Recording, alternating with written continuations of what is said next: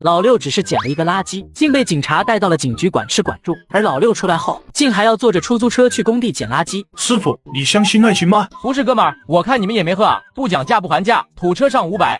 不是200吗？怎么你收500？200哪儿够？爱情涨价了。苏云、王凡二人被出租车司机这句话搞得两眼懵。爱情嘛，就好比不同性能的车子，豪车好保养，破车随便保养，爱情主打一个你情我愿。男孩子在外要学会保护自己，千万不要做舔狗。我操，师傅没看出来，您还是个老司机，失敬失敬。此时直播间彻底被出租车司机一番惊天言论刷屏。兄弟们，我悟了，我要为自己活一次，我要去洗脚店。这年头儿特么的什么都涨价，没法活了，人间不值得。车子随便停靠在一工地出入口。兄弟，你们小心点啊，这工地不太平。咋地？师傅你这意思，这工地还能有啥不干净的东西？大白天的那倒不至于，只是听说这工地经常闹人命，你们还是尽快在天黑前回去吧。说完，出租车司机一溜烟开车走了。苏云夹起一瓶满瓶的冰红茶，面前系统雷达扫描，密密麻麻的都是废铁瓶子。工地果然是宝地，系统不算小节，今天肯定能大丰收。还愣着干什么？赶紧捡啊！摄影师王凡跟在苏云后面，拿着一麻袋，可劲在地上捡塑料瓶。钱，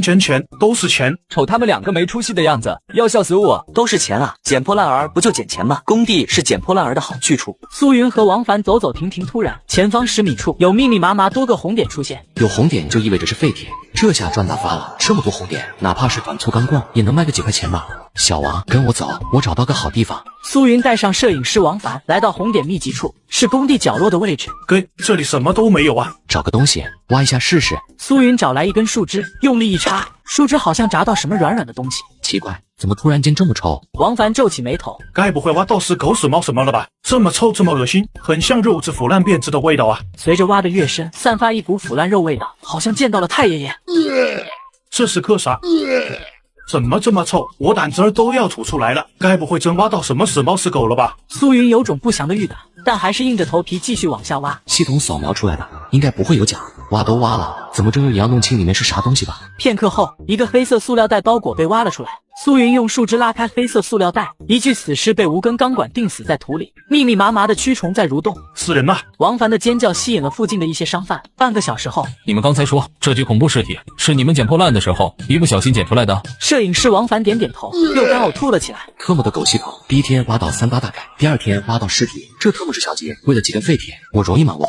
杨青山 S 级在逃通缉犯，曾杀害一家5口，在闹市造成10人死亡，死亡3个月1天，被钢管横穿大脑，死前曾遭遇非人折磨。警官，我看这人衣服应该是工地上的人，而且这5根钢管看样子生前遭遇了虐待，该不会是凶杀吧？应该是，不过具体情况还要等到法医进一步鉴定。这肯定是吧，要不然谁会嫌那枚是5根钢管插进身体里？就算瓦尔卡斯搞自我封印，也不带这么狠毒的吧？目前来看，凶杀有很大可能，不过具体情况还要鉴定。现在我们需要做的就是保护好现场，等法医到场。另一边，节目组全都震惊了。导演，54号选手捡到了尸体，已经是热搜第1了，我们要不要处理一下？导演，尸体太过恐怖了，小孩都吓哭好几个了，有人举报我吗？小孩被吓哭那不很正常吗？多适应就行了，影响不好我们可以打码，绝对不能关。特么的，你一个捡破烂的，你捡什么尸体啊？还有那个单毛摄影师王凡，连腐烂尸体上的蛆虫都给特写，真怕人看了不恶心是吧？这俩人是不是其他节目组派来的内奸啊？行了，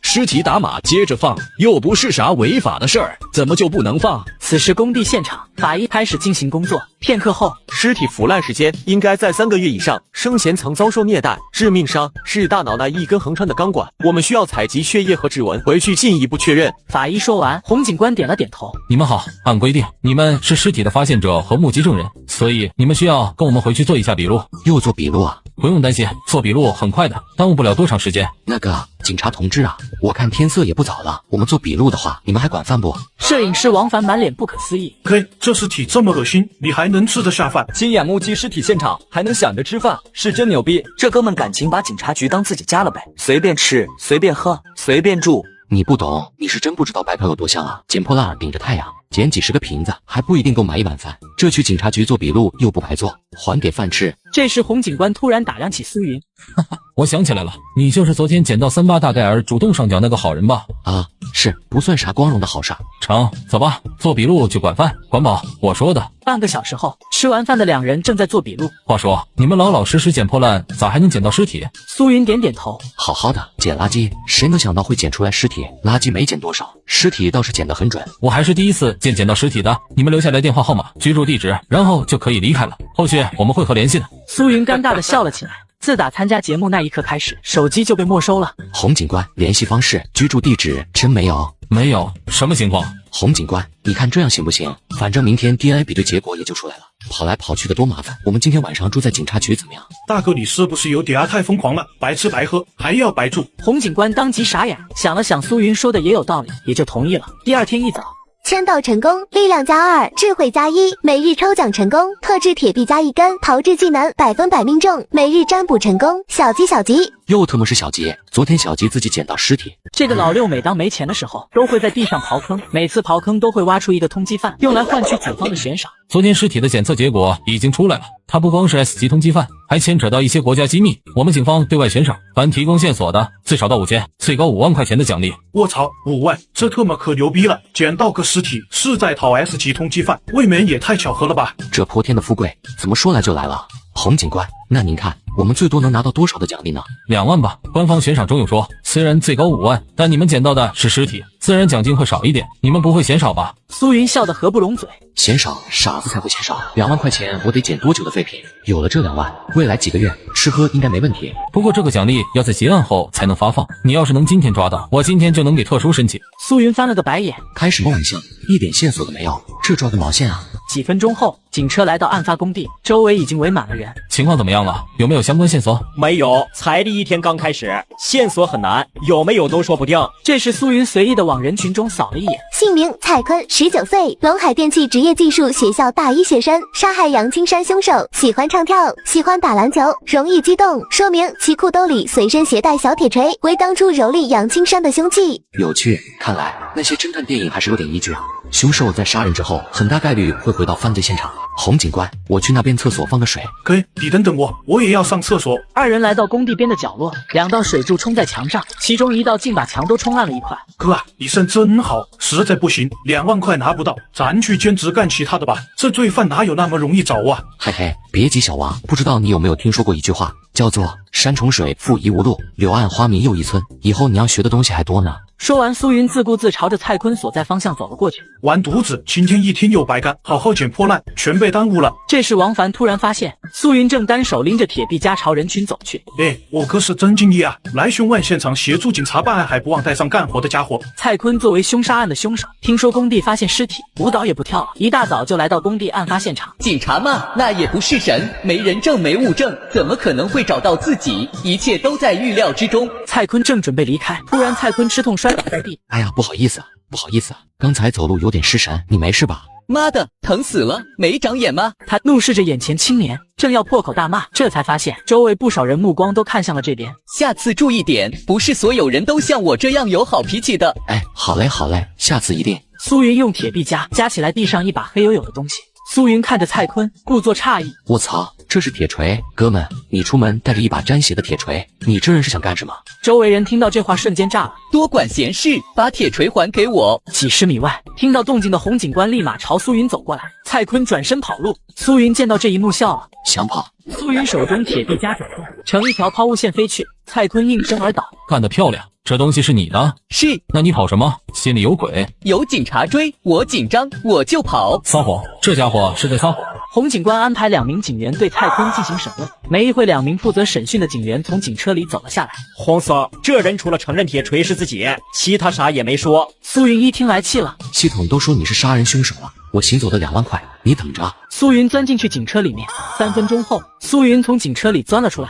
洪警官可以做记录了，他什么都招了，死者杨青山就是他杀的。苏云兄弟，你怎么做到的？洪警官，没啥，我找了段鬼片给他看了看，又给他普及了下法律法规，然后他就什么都承认了。不是，你给一个杀人凶手看鬼片，还贴心的科普下法律犯罪知识，够新奇吧？洪警官听着蔡坤的口述，一天晚上蔡坤在学校门口摆摊唱跳 rap 赚点零花钱，恰好杨青山经过，对他的唱跳指指点点。蔡坤激动情绪上头，蔡坤找个没人地方把杨青山给锤了。1个小时后，案件算是有了一个圆满的结果。洪警官，罪犯帮你们抓到了，我的钱啥时候给？放心，君子一言，驷马难追。我已经向局里面申请，今天奖赏就能到。见洪警官没忘，苏云满意的点了点头。那就行，没事，那我就先走了。你干啥去？案件都结束了，我肯定得走啊！我一捡破烂的，一天不捡，浑身难受。苏云兄弟，我见你骨骼惊奇，要不要来我们警察局里先做个辅警当当？我保证1年之后给你转正。当辅警啊？有假期吗？有，但不多。可以自由随时外出吗？不行。那算了，洪警官，我还是喜欢捡破烂。哥，我就知道你舍不得我，我从来没有觉得一个男人这么帅过。行了，别拍马屁，走干活去。接着，俩人一人一根铁臂夹，就在陇海市警察局周边巡视起来。洪警官一顿无语，难怪这小子这么洒脱，连个联系方式都不留，搞得还以为2万块钱奖赏不要了呢，感情就在他们警察局周围溜达呢。马路边，苏云两人瞎溜达。哥，今天中午咱们吃点啥？咱们帮助警察局破了一桩大案，怎么这今天中午也要吃顿好的？警察局盒饭不错，我闻到肉香味了，应该是回锅肉，我的最爱。哥，牛逼666啊！俩人在一处偏僻小树林附近停了下来。哥，再等等，再等个10几分钟，差不多警察局也就该开饭了。苏云脑海中幻想着2万块该怎么花，忽然一个灰蒙蒙带着闪烁红光的点在雷达上面被扫了出来。又是红点，不过这灰蒙蒙的是什么意思？好像没有这个概念啊。哥，咋了？你夜了？还没到饭点呢。这边好像有什么东西，过去看看。几分钟后，来到一处偏僻的垃圾站附近，垃圾腐烂发霉发臭的味道传来。哥，咱不至于这么磕碜吧？我受不了，我马上要。这个男人每天都会往垃圾站丢肉，每当一只动物吃过后，双眼都会变得通红。而正在参加节目的老六看到这些肉，却是直接吓得报警。这不是猪肉，这是人肉，赶紧报警！哥，你别吓我，这大白天的，怎么可能会有人肉呢？几分钟后，苏云兄弟，咋回事？你们又遇上事了？洪警官，你看一下这些肉，很有可能是人肉。洪警官愣了一下，当即皱起眉头。苏云兄弟，你确定？应该是其他肉类吧？咱们陇海市菜市场肉的种类挺多的。不，洪警官，这些肉没有其他任何肉类的特征，不信吗？你们可以在网上进行搜索，对比过后，你们就会发现差别。说着，洪警官带头，一群人掏出手机搜索，当发现确实如苏云所说相似，几人全身汗毛不自觉站立，立刻封锁现场，通知局里面的法医过来，让他尽快做出鉴定结果。没几分钟时间，法医再次上阵。半个小时后，所有的腐烂肉块、骨头呈现在众人面前。红色，准备通知局长吧，这次的情况很复杂，很恶劣。王法医，你说吧，我有心理准备。死者达8人，死者年龄大多数在20至40岁之间，身份 DNA 鉴定结果还需要时间，还需要等。一时间，所有人都张大嘴巴，一脸震惊地看向目击证人之一的苏云。苏云，你一个捡破烂的，把人家法医的活都干了。苏云兄弟，我们又见面了。说实话，你是不是在我来之前就已经分辨出肉块所属的性别了？算是吧。苏云兄弟，能给我说说你是怎么看出来的吗？说实话，我从业这么多年也没听说过通过一块肉不借助任何仪器道具就能够分辨出是男是女的，这有点扯。王法医狐疑地看向苏云，有求知、好奇、疑惑。王法医，我还真不是胡说八道。见王法医满脸认真，苏云索性解释起来。不知道你有没有注意到肉块与肉块之间的皮肤组织？王法医点点头。有的粗糙，有的比较细软，但这些还不足以让人分辨出是男是女吧？说到这里，周围众人面色纷纷变得古怪起来。其实没啥，这一堆肉块里面有些地方带有一些特殊的线，还有一些特殊的毛发，详细我就不多说了。如果王法医您真的感兴趣，可以上网搜索多了解了解。其实苏云之所以能够精准判别，还是因为系统。自己总不能说是系统给出来的提示吧？王法医闻言皱着眉头，若有所思的点了点头。苏云兄弟，听君一言，醍醐灌顶啊！我反倒是有些一叶障目了，佩服佩服，这么细微的细节都能被你发现。说实话，苏云兄弟，你以前是不是干过法医啊？王法医您别误会，我这人吧，只是单纯的兴趣爱好，真没学过法医，我就是一捡破烂的。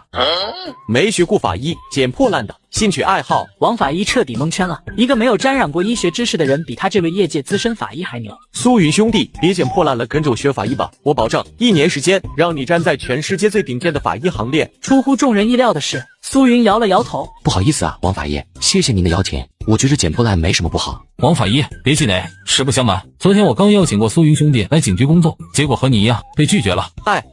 可惜啊。嘿嘿，别气馁嘛，王法医，说不定以后我哥有想法呢。我哥目前有他必须要捡破烂的理由，你们说我哥捡破烂以来给你们警察局带来了多少好处？王凡的话瞬间引起在场众人哗然。第一次捡到38大盖，第二次捡到尸体，帮忙逮捕到凶案犯罪凶手。第3次捡到大量人肉。王凡这么一提醒，洪警官才发觉苏云的不凡。我想起来了，我说怎么这么眼熟呢？原来这个人是我们警局局长特批的安全宣传大使之一。说好的安全宣传大使，他这骚操作有点多。随后众人根据情报来到了菜市场肉铺店。别开枪！不，我是好人，我上有100岁老母，下有家中啃老的不孝子。难道是昨天扭秧歌的时候不小心摸了下午半那老头的腹肌被发现了？不是，我就买个肉，不至于出动这么多警察来抓我吧？哎呀，警察同志，以后我再也不打麻将了。是不是我家老汉报的警？我真是出来买肉的，没偷情。警员们没笑，因为他们足够专业。不好意思各位，特殊情况，因牵扯到重大刑事案件，你们所有在场人员都要接受调查。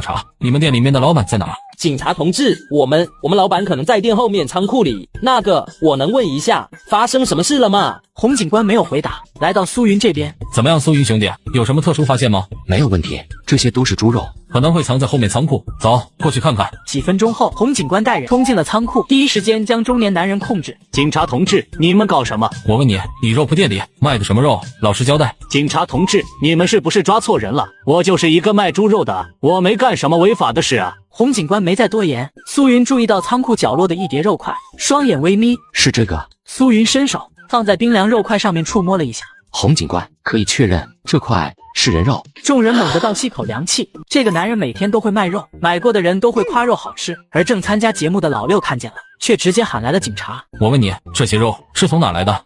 这当然是我从专门供货的屠宰场买来的，还有一部分是我们自己家养殖的。还跟我胡扯？批发市场会卖给你人肉，还是说你们自己杀人取肉来卖？老板被洪警官这句话吓了一跳，脸上充满惊恐。你说什么？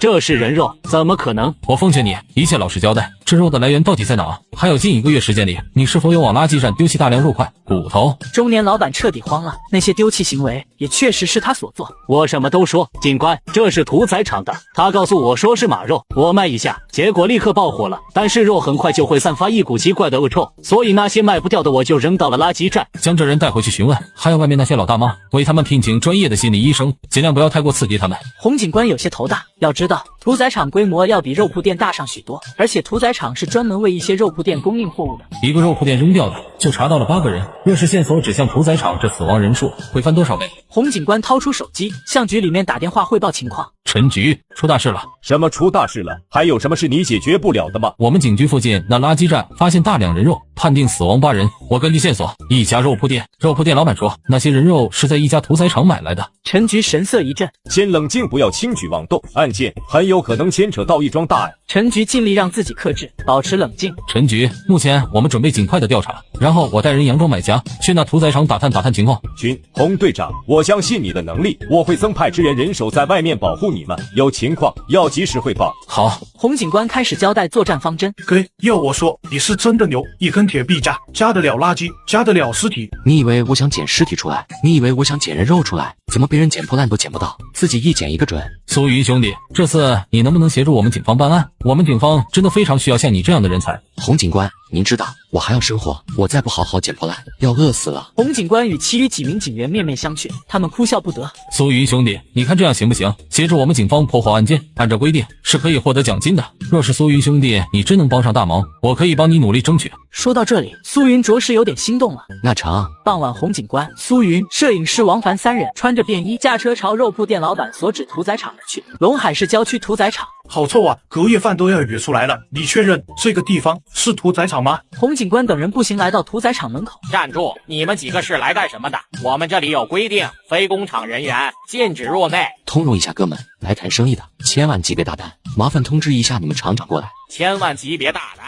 你们是来谈生意的。保安觉着古怪，又生怕会影响到场内生意。好，你们等着，我去通知厂长。保安直奔厂长办公室。很快，一名中年男人来到大门口。您好，听闻3位是来寻求合作的，这里不方便说话，不如去我办公室坐坐。一行人来到了屠宰场厂长办公室。我来给你们介绍下，我们2年半屠宰场创建至今，已经基本完成一大半现代化机械化，具备完美的屠宰工序，讲究干净、卫生、健康、无痛、无声。黑丝制服女秘书沏茶。先生，2位帅哥，你们请喝茶，小心烫嘴。黑丝女秘书非常贴心。中年厂长将3人眼神变化尽收眼底，心里面已经有了大致估量。3个人不一样，有点饿了。3位贵客初来乍到，咱们干坐着谈生意有点干吧，不如就为3位带来点厂里面的特色节目吧。3位不如体验体验。这是3位身着性感的美女。牛厂长，您这是什么意思？我们是来谈生意的。哈哈，三位人活着总是要体验一下不一样的感觉。实话说，看到你们，突然我有点饿了。三位不介意在这餐前多分泌一些多巴胺吧，让我们快乐的吃顿饭，之后再谈生意。牛厂长面色古怪，他只是那么安安静静的坐在真皮椅子上，明明很沉稳，可眼神却是透露出一丝疯狂。这个屠宰场厂长不对劲。洪警官摇摇头，心中已经有些怒意。牛厂长，我们来谈谈生意吧。我这人不习惯这些。那好，说说吧，你们想要怎么合作？我想要了解一下贵场的情况。贵场主要屠宰来源是自己养殖场畜牧吗？除了猪肉以外，可还有其他的肉类？另一边，帅哥，你真的不喝点吗？你朋友都喝了3杯了。他喜欢喝，你们就给他多喝点。牛铁军，男，45岁，性格怪异、聪明、易怒。此人患有极端精神分裂，喜欢肝脏。注意，此人是重大杀人凶手，喜欢分尸碎尸，喜欢吃脏器。这牛铁军是个食人魔，是个极度凶残的变态。苏云已经能够推理，这牛铁军不差钱，而那些被卖出去的，那些被丢弃的人肉块，极有可能是这食人魔牛铁军主动放弃的。妈的混蛋，那肉铺店老板在撒谎。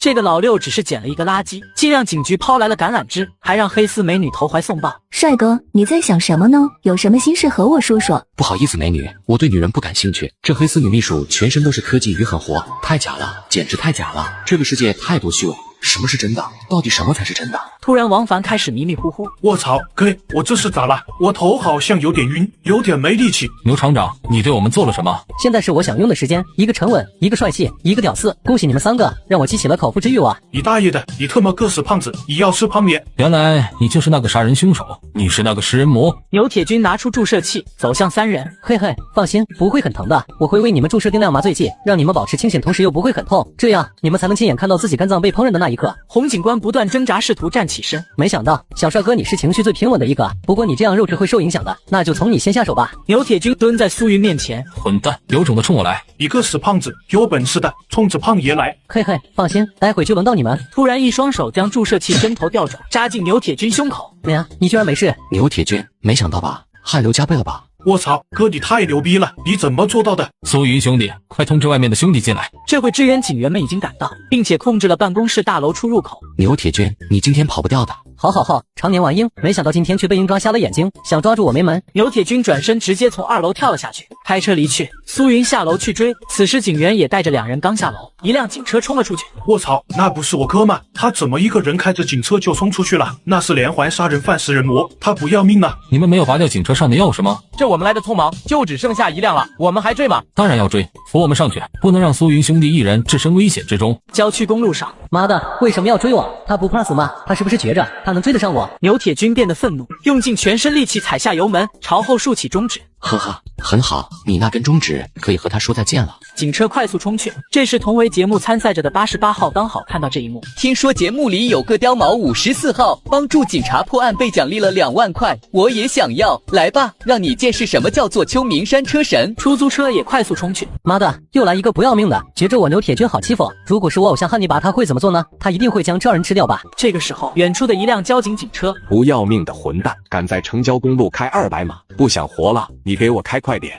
才60码，你腿抖什么？队长，前面是拐弯，太快我们车会翻的。另一辆警车上，疯了，他们在干什么？不要命了！这特么到底是在开车还是在开火箭？卧槽，前面急转弯！88号出租车驾驶员提前刹车，但路虎一个漂移掉头，朝来时的方向冲了过去。卧槽，疯了！我只是想立个功，协助警察办案，你想要我命？出租车情急撞在树干上，2辆警车停放在路上。老洪，是你？老刘，怎么还惊动你们交警了？老洪，你们刑警办案未免也太疯狂了点吧？这车速都快赶上开飞机了，办案再猛，咱也要注意生命安全啊！洪警官语塞，他现在解释也解释不清。这时路虎揽胜继续冲去，苏云也油门重踩，车速继续加快。不要命了！哥，你是不是油门当刹车踩了？哥，你糊涂啊！死吧，有种特么的别拐弯，老子胀死你！很好，硬刚我还从来没怕过谁。等着，你那根中指待会给你撅了。现在警察办案都这么疯狂，都这么卷了吗？妈的，这人是傻子吧？脑子有问题！警车、路虎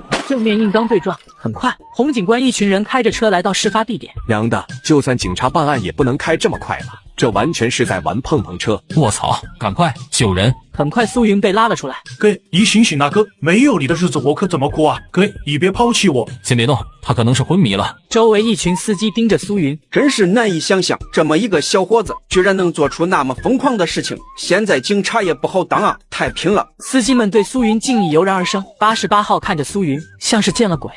这特么不就是54号那个参赛选手吗？一个捡破烂的，车技比我还好，这是他一个捡破烂的该做的事。众人等待120急救电话，同时洪警官他们对牛铁军伤势同样进行了检查。哎，奇了怪了，这路虎和我们警察对撞，最终居然是这牛铁军受伤最严重。可能我们警车比较结实，也有可能苏云兄弟意识反应快。说话间，苏云已经醒，站了起来。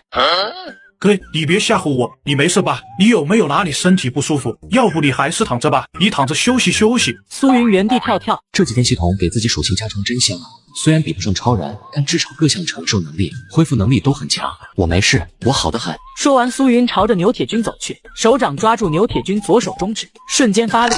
两辆车以220码的速度相撞，而车上的老六却能蹦跳2天半，还连掰了5根手指头。啊，混蛋！你等着，我会杀了你，我会吃了你全家！苏云又一个大嘴巴子上去。洪警官，警察不能动手打人吧？那个，其实苏云兄弟他不是我们刑警队的警察，那是技侦科的。这么年纪轻轻，这么勇猛，居然不是警察？也不是，这位兄弟其实是案件目击证人，本想着带他来协助我们刑警队办案，没想到他把我们的活都给干了。一时间，周围众人沉默，接连又是几个大嘴巴子下去。牛铁军整张脸肿成猪头，将所有事情交代了出来。洪警官都交代了，屠宰场地下室里面还有人质。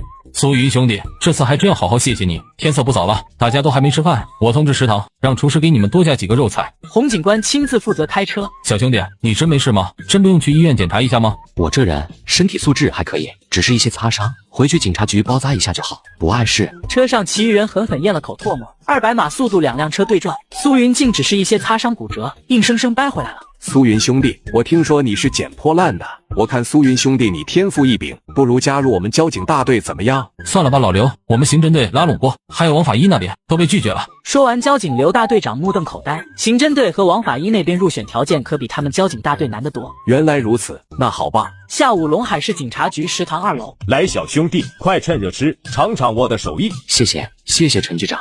苏云2人组开始狼吞虎咽起来。洪警官将案件经过说给了陈局听。这种不可思议的事真就发生在苏云身上，这是人才啊！哥，你真是个怪物！你以前是不是有其他职业瞒着我？一辆破长安在你手上，性能比100万路虎还牛逼，你是怎么做到的？没啥好说的，车子性能贵的不一定就要好，便宜的也不一定就坏，车子也要看谁来开。吃过饭，晚上2人又回到了那个熟悉的房间。第2天，陇海市第一人民医院。丁，今日签到成功，住宿主捡到更多破烂，奖励感人肺腑大嘴巴子，额外奖励体质+1，智慧+2，今日运势大吉小凶。哎呦不错哦，又壮实又聪明了。苏云兄弟，昨天我们对牛铁军进行了审问，结果并不理想，我想请你帮忙。洪警官，我知道该怎么做。小王，你去给我准备一盆水，早上起床早还没刷牙洗脸呢。王凡照做端来一盆清水。洪警官，一夜没睡吧？洗脸，清醒，干着急没用的。3人就着一盆水，又是洗脸又是刷牙。完事，王凡正准备去倒掉，别急着倒啊，没看到这还趟着个人没洗呢吗？给他也洗洗。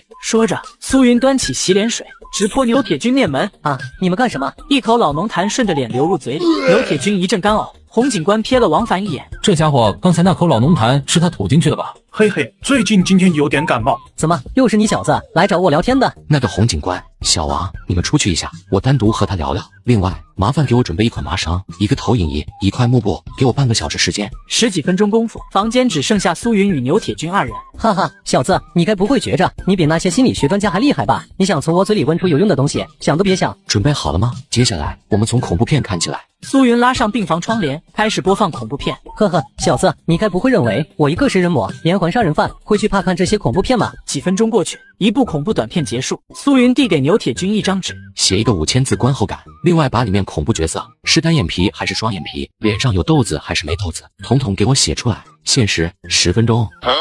我一个连环杀人犯，你让我写这个？谁家审讯犯人看完恐怖片后写观后感？抱歉，写不了一点。话音刚落，苏云抬手就是一个清脆响亮大嘴巴子。牛铁军懵了，脑瓜子嗡嗡的。你打我！又是一个大嘴巴子。牛铁军想反抗，可突然一股莫名感动的情愫油然而生。怎么回事？我一个食人魔，我一个杀人不眨眼的恶魔，居然会流泪，我居然会觉得那些被我杀掉的人可怜。又是一个大嘴巴子下来，牛铁军哭了。我写。10分钟后，牛铁军写完了5000字观后感。不错，来，我们进行下一个。我特么。靠！我特么看还不行吗？又是几分钟，一则更恐怖的短片看完。我说小子，你给我看着什么烂片？能不能放一个我喜欢看的？闻言，苏云反手又是一个大嘴巴子。你还挑上了，来吧，老样子，10分钟，我这次要10000字观后感，描写要详细，叙述要动人。牛铁军额头青筋暴起，连环杀人凶手啊，食人魔啊，你就这么折磨我？我真受不了了，我不能再看了，再看我会疯掉的。哥，不就交代罪行吗？我交代还不行吗？大嘴巴子胜人心，如果一个不够，那就请多来几个。几分钟后，牛铁军写出完整的犯罪过程，这就完事了。昨天一夜，又是请局里审讯专家，又是请心理学专家，一大群专家没搞定的事，被苏云半个小时内解决。咋地？还觉着不够？不够我可以再多写点。我烦啊，累了，人间不值的。牛铁军嘴里支支吾吾，看神情，看眼神，这家伙确实被折磨得不轻。警官，麻烦你们走的时候把门带一下，我再也不想看到这位帅哥了，我想睡会觉，谢谢。洪警官拉住苏云手离开。苏云兄弟，你还真有一手，这大麻烦真被你解决了，我该怎么感谢你才好啊？洪警官，举手之劳。陈局刚才说，上次你抓到 S 级通缉犯尸体，奖励2万，这次协助我们警方当天破获大案，奖励2万，总计4万。你把银行卡号给我，我给你转账过去。几分钟功夫，4万块到账。苏云兄弟，咱捡破烂归捡破烂，咱商量下，可千万别捡尸体了。我特么也不想捡尸体，不行，得换个地冲冲洗。离开陇海市人民医院，苏云带上王凡来到自助取款机，取出2000块。哥，晚上我们去天上人间吧，听说那边妹子很不错，长得又漂亮又会穿黑丝。我母胎单身活了20多年，还没牵过女孩子小手呢。苏云想了想，走，今天这破烂不捡也罢。我也听说那地方不错，能泡澡，能吃饭，还能按摩。哥，今天就满足你这个小小的愿望。这个老六只是捡个破烂，却让2位美女弯腰上下浮动。帅哥，你太厉害了，力道怎么样？还行，你可以稍微手劲再大一点。奇怪，这俩人衣服上别着的牌号，怎么感觉像是摄像头？哈哈哈，美女，真没想到啊，你居然也是最强挑战者综艺节目参赛选手。我说你们怎么随身携带摄像头呢？好的，先生，如果您觉着有哪里不舒服，可以和我说，我一定帮你解决。66号选手使出浑身解数，特别是腰部，可苏云却不为所动。这男人甚好，甚好啊！王凡看傻眼了，一个点的按摩，66号美女给林凡按了一个半点。最后被天上人间经理叫走时，还依依不舍。哥，长得帅就是好，软饭硬吃。赶紧的，收拾东西，咱吃饭去。卫生间里，苏云看见了垃圾桶里的塑料瓶。嗨，职业病说饭就饭。抓起冰红茶塑料瓶放进了口袋。现在这人是真坏呀！塑料瓶里放水也就算了，怎么还有塞东西的？这什么？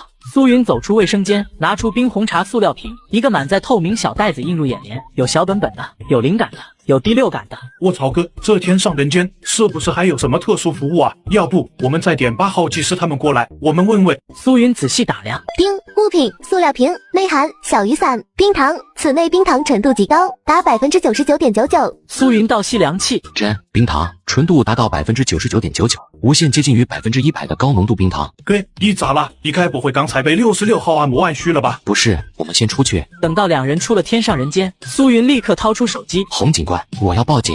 苏云兄弟，咋了？你咋又要报警？该不会又捡到尸体了吧？听清电话里苏云声音，洪警官都有点心理阴影了。电话里说不太清楚，我在一个按摩场所发现了冰糖。什么冰糖？是能吃的那种吗？洪警官，你还是最好来看看吧，我给你发送位置。这冰糖是淡蓝色的，纯度在99.99%，无限接近于100%。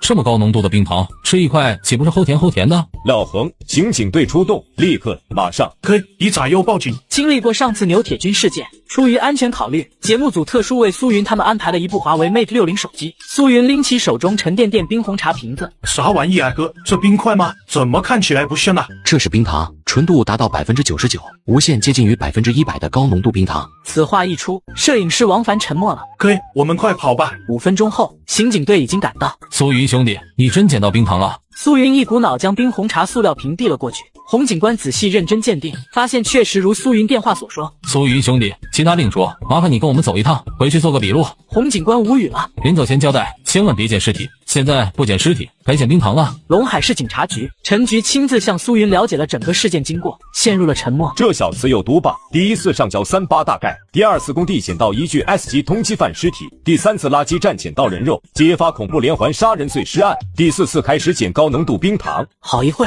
陈局整理好情绪。洪警官，冰糖事件牵扯重大，查办。是。半个小时后，车上，苏云兄弟，你们去哪儿？我送你们。陈局打算为你向上面申请个人奖，奖金可能不多，但5星好市民奖会加入你的档案里面。洪警官，你替我谢谢陈局长。苏王凡二人来到了龙海市东区近郊，这一带村庄村镇不少，前几次问题都出在市中心，现在苏云他们恰好换个地试试。城市套路深，我还是喜欢农村。哥，前面那镇子看起来不错，应该挺有钱，咱这几天就住农家乐呗。成。俩人直至天黑才算来到村子。老板，你们这里可以住宿吗？听到动静的店老板从后院走了出来，老板谨慎的来回上下打量起二人。你们是外地来的，要住宿换个地方吧，我们塔寨村不欢迎外地人。店老板一句话让苏云格外诧异。塔寨村，那特么不是前世自己看过影视剧里面的冰糖村吗？实在抱歉，我们塔寨村族长有规定，白天可允许外人进入，晚上不行，你们另寻他处吧。苏云带上王凡，悄悄离开塔寨村。哥，你为啥拦着我？我瞅那貂毛就是欠揍，什么规矩不规矩的，要我说，他就是看不起我们。先别急，我要确认一件事，我们还会再回来的。苏云还不确定此塔寨村是不是记忆中的塔寨村。天色渐晚，苏云悄默默从小路靠近，来到塔寨村内村委会。如果没记错，这里应该是林耀东住着的地方吧？下一秒，突然巷道中冲出无数手持棍棒的村民，一道印象中无比熟悉的身形出现，瞥了眼王凡手中的摄像机。你们都下去吧，这是一场误会。众村民随即四散离开。二位，我是塔寨村主是林耀东，你们来我塔寨村，不知有何贵干？是太晚了，我们没地方住，想着来村子里面农家乐住一晚，任老板没同意，我们就想着偷摸来村子找个祠堂对付一晚上，谁知道莫名其妙就被一群刁民发现了。闻言，林耀东多看了二人几眼，还好村民已经被他全部清散开，不然听这句话，他是会立马暴走吧。实在抱歉，外人不能进入，这是老祖宗留下来的规矩。这样吧，我们塔寨村有工厂，你们去那边对付一晚上吧，我派人开车送你们。几分钟后，林耀华开着迈巴赫带着两人。耀华哥，你们塔寨村都这么有钱的吗？你们都做啥生意啊？还好吧，主要我们村子实行集体经济，一起发财，一起赚钱。苏云、王凡二人被安排在员工宿舍，你们好好休息，有什么事给我打电话就行。说完，林耀华就离开了。哇塞，这是员工宿舍，哥，这塔寨村开办的厂子，这待遇也太好了吧？哥，要不我们来这打工好了。行了，你赶紧洗漱准备睡觉吧，我估摸这地方也没法点外卖，桌子上有零食，你看着吃点垫吧垫吧，我出去转转。作为穿越者，苏云知道塔寨村极其排外，可以肯定，苏云他们今天误闯村镇，没有被乱棍打死。得益于摄影机直播，苏云来到员工宿舍走廊尽头的厕所。看来今天晚上只能住在这里了。至于验证塔寨村是否制作冰糖，这事只能先放一放。几分钟后，他伸手从纸箱里面抽纸，纯木原浆纸，很舒服，很贵。想着塔寨村有钱，苏云多抽几张揣兜里。突然，一块由纸巾包裹着的东西掉了出来，苏云将其捡了起来，打开。这玩意看起来像是内存卡呀。回到房间，苏云好奇将内存卡插手机。300万，每个月我给你300万，以后我们塔寨村和你就是一条绳子上的蚂蚱。想想你的老婆和孩子。林耀东，我操，这特么不会这要巧吧？你敢信？这个老六只是上个厕所，竟让整个村子鸡犬不宁，更是引来了警察搜捕。我就随便上个厕所，想着多抽几张纸而已，怎么就捡到这扳倒塔寨村的关键性内存卡？哥，你咋了？哥，你别吓唬我，我胆小。苏云毫不犹豫掏出手机。洪警官，我要报警。塔寨村村委会村主任林耀东紧急召开宗族会议，耽误大家休息，我林耀东深感抱歉。今天晚上村子来了2个综艺节目的选手，我想了想，那2个年轻人不能留，塔寨村的秘密断然不能外传泄露。东哥，我信你，你说怎么做就怎么做。祠堂人影四散离开。酒制造厂，苏云、王凡二人草草从员工宿舍离开。1分钟后，几名塔寨村村民冲宿舍，没人，将村子里的狗都放出去，摇人，挖地3尺也要把那2个人给我找出来。东叔交代要做掉的人，不能马虎。几分钟后，暗杀行动立马演变成大型搜捕现场。可依旧是什么都没找到。东哥，那2个人很有可能跑了。电话另一边，林耀东沉默，眼神逐渐变得阴沉。知道了，你们继续搜索，我这就过去。远处啤酒制造厂的山坡上，哥，还是你聪明，你是怎么知道他们会抓我们的？我说过，塔寨村团结的有些让人害怕，但别急，塔寨村反应越大，就说明他们越有问题。洪警官他们这回应该已经出发了。两只大黄狗在小山坡上狂吠起来。哎呀，我操！给有狗！东哥，我们找到他们了，走，跟我们回去。随后几十个村民带着苏云二人回到了塔寨村村委会。两位兄弟，你们可让我找得好苦，好端端的，你们跑什么？东叔和你们心连心，你们跟我东叔玩心眼子。东哥，给他们做掉吧。我看你有毒吧！我哥我俩招你们惹你们了。林耀东眉头微皱，年轻人，说说吧，你们为什么突然来我塔寨村？只是旅游，意外经过，有点说不过去吧？我叫你沟东叔，说实话，我们真没有其他心思。你不搭理我们，我们明天可能拍拍屁股就走人了，非整这一出。东叔，实在对不住啊，是你非要和我玩心眼子的。下一刻，接连3声枪响，整个塔寨村大院被警车包围。别动，所有人现在立即双手抱头蹲下，按照警官说的去做。洪警官冲到苏云与王凡身边。苏云兄弟，没事吧？我没事。这个时候，林耀东打断二人。警官，不知您深夜来我们塔寨村做什么？我们这边可没人报警。林耀东，你身为塔寨村村主任，半夜你召集这么多村民做什么？还有，你刚才是打算对他们两个做什么？警官，都是误会，我们全村都在欢迎两位小兄弟呢，你们太大惊小怪了。苏云笑着将那份内存条递交给洪警官。洪警官，你看看吧。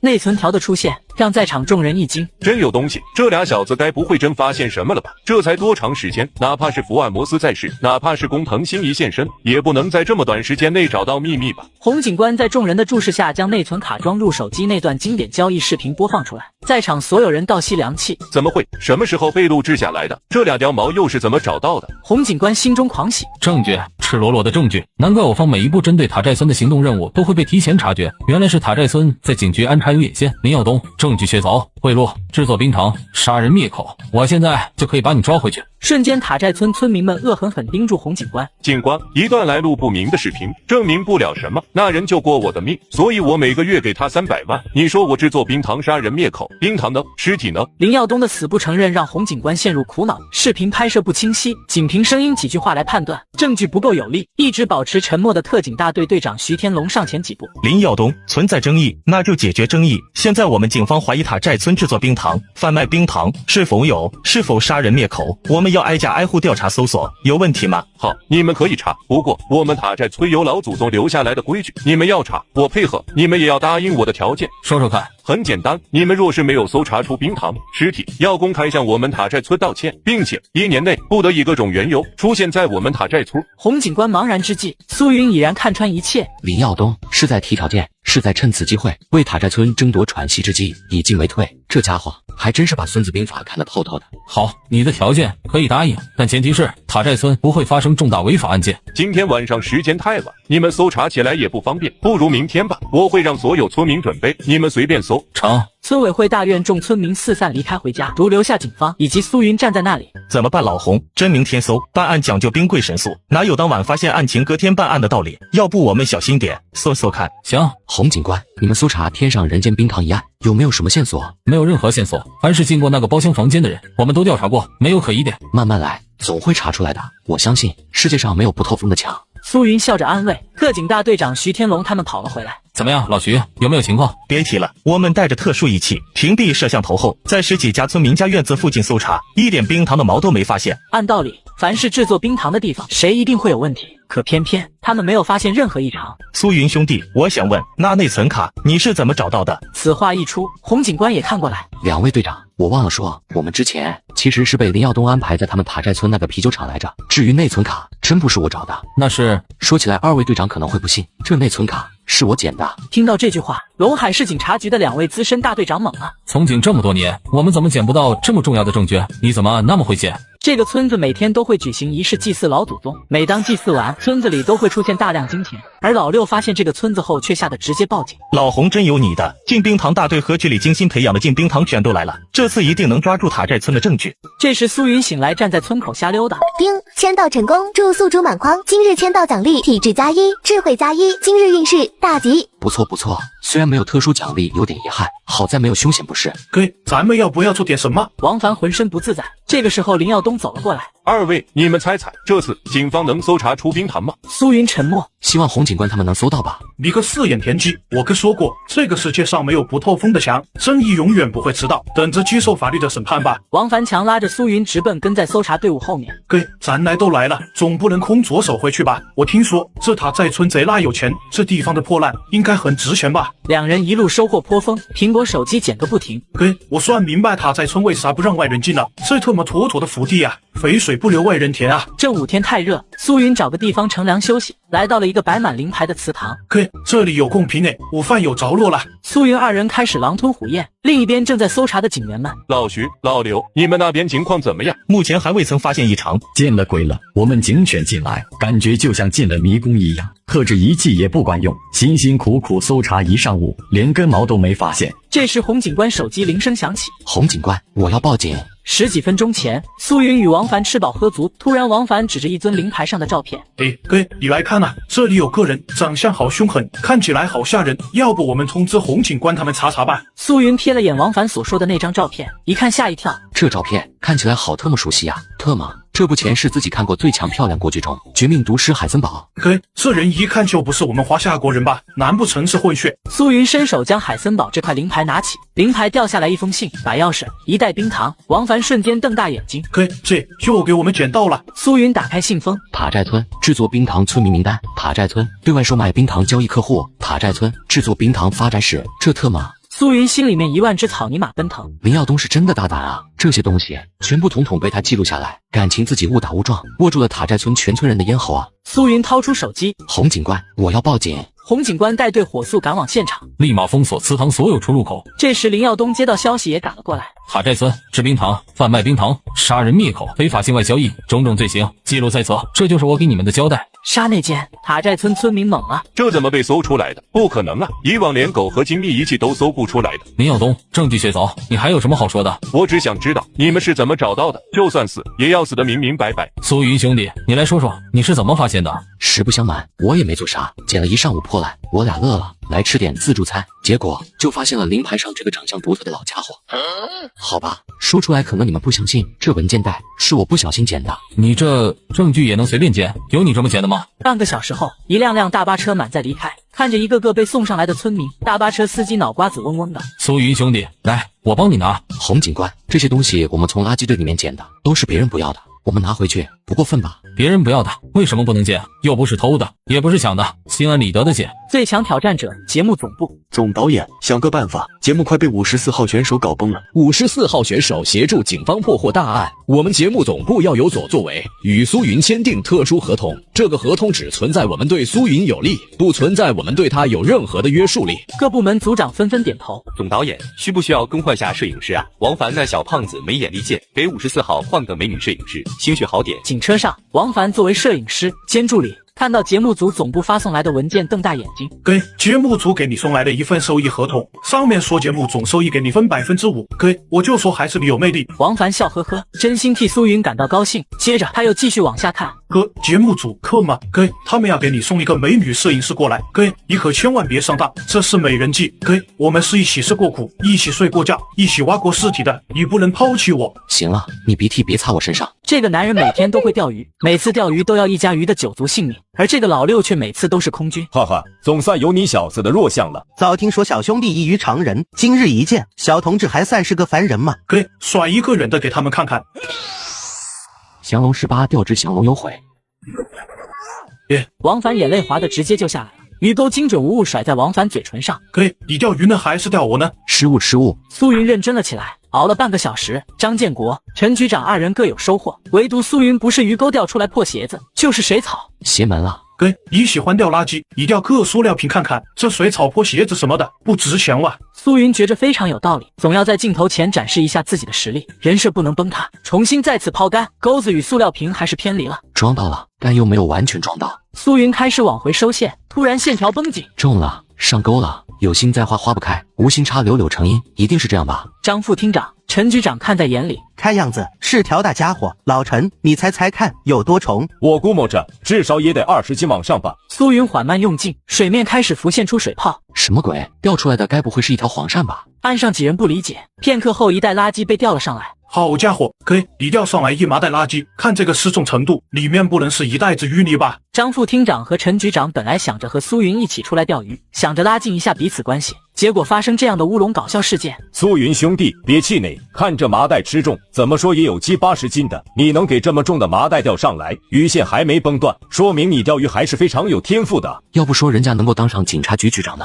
这反应速度，这情商也是没谁了。第一次钓鱼，一条鱼没钓到，全钓垃圾了。给钓都钓上来了，看看里面是什么呗。王凡拆开满布淤泥麻袋，伸手从淤泥中拿出来一根东西。王凡愣在原地，这玩意总不能是真的吧？王凡看了看自己手中的手榴弹，试着碰了碰引线，应该会是个哑雷吧？这可是陇海市警察局后山野河里面，怎么可能会出现手榴弹呢？而且还是这手榴弹，还是那种挺久以前的类型。这么想，王凡心里放松了不少。哎呦，谁家熊孩子这么调皮，怎么给玩具模型扔到河里面去了？真是的，害我白惊吓一场。王凡对着直播间观众，嘿嘿，家人们，虚惊一场，咱们这么干钓鱼也挺无聊。接下来我用这手榴弹打水漂，你们猜猜能打几漂？答对有奖哦。直播间一听这话，粉丝网友们松了口气。摄影师敢在这个时候打水漂吗？咱先不说你能打几漂，你就说会不会挨骂吧。摄影师爱了，疯狂整节目效果，在挨揍边缘疯狂试探。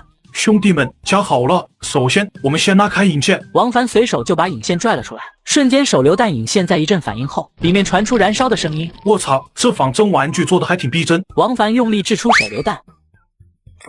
小王凡，你是不是没事找事？我们钓鱼呢，谁让你扔石头的？只听一声巨响，水面激起2米多高水浪花。苏云、张副厅长、陈局长他们三眼懵逼。你扔进去水里面的是什么？王凡脑瓜子嗡嗡的。不是，我水漂呢，不是仿真手榴弹玩具吗？那手榴弹特么是真的。反应过来之后的摄影师王凡身子抖3抖，没忍住哭了。不是，你哭啥？你扔进去河里面的是什么？哥，刚才我一不小心扔了颗手榴弹。此刻直播间10几万粉丝小脑被干萎缩了。我水漂呢？说好的给人家看打水漂呢？混蛋，给人家吓尿裤子了，让你打水漂，谁让你扔炸弹了？这个时候，听到动静的几支大队火速赶来。张副厅长、陈局，你们不是钓鱼呢吗？怎么钓着钓着搞成这样？这是干仗了吗？小王，你别开玩笑，这种事事关重大。哥，我真没开玩笑，刚才扔的真是手榴弹，而且还是哥你钓上来的。我钓上来的？我啥时候钓上来的？你浓眉大眼双眼，你死胖子，说话要讲证据哦。在场众人目光齐刷刷看向那淤泥麻袋。哥，我就是在这里面掏出来的，我还以为是仿真玩具模型，本想打水漂来着。你要是不信，你就掏出来一个试试。怎么办？这麻袋好像真是我一不小心钓起来的，老子就想好好钓个鱼而已，钓垃圾就够无奈的，怎么还钓出来手榴弹？张副厅长、陈局，刚才你们可都在场呢，要不你们掏一下试试看？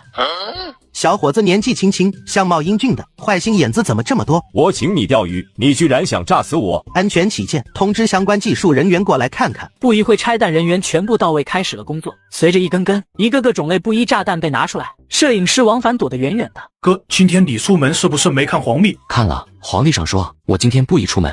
今日签到成功，又是充满希望的一天。今日奖励全身增长1厘米，特殊奖励一针通，只要有眼，只要有缝隙，就没咱打不开的。今日补算小吉大凶。你敢信？这个老六只是钓个鱼，竟钓出了一袋炸弹。老陈，你说这事咋整？麻袋是我们眼睁睁看着苏云兄弟钓上来的，钓上来没炸就已经很牛了。张副厅长、陈局长二人汗颜，娘嘞，差点就这么草里草率的牺牲了。陈局长将目光看向特警队2位拆弹警员，你们2个有把握拆除吗？陈局，手雷一类没问题，但炸弹一类有一些特殊的，因为时间太过久远，随时可能爆炸，拆起来也会非常复杂。此话一出，在场众人纷纷倒吸口凉气。张副厅长，没办法，现在我们要不要请示一下上面？张副厅长点了点头。目前情况已经不是我们能够掌控的了的。你们陇海市内会拆弹的警员只有他们2个，我还是向上面申请一下，去京城聘请来一些拆弹专家吧。张副厅长、陈局长二人慢悠悠走到苏云面前。张副厅长、陈局，真是不好意思啊，给你们添麻烦了。嗨，苏云小兄弟，我们警方应该感谢你才对。如果不是你将这隐患危险调出来，说不定下次有人误触就会爆炸，没有人员伤亡，这便是最好的结果。一旁陈局长点了点头。苏云兄弟，等我们警局专业人员将这野河排查一遍，等炸弹全部拆除后，下次我们还来这里钓鱼，到时候我和张副厅长亲自下厨，给你做了坛酸菜鱼。张副厅长、陈局，拆炸弹很难吗？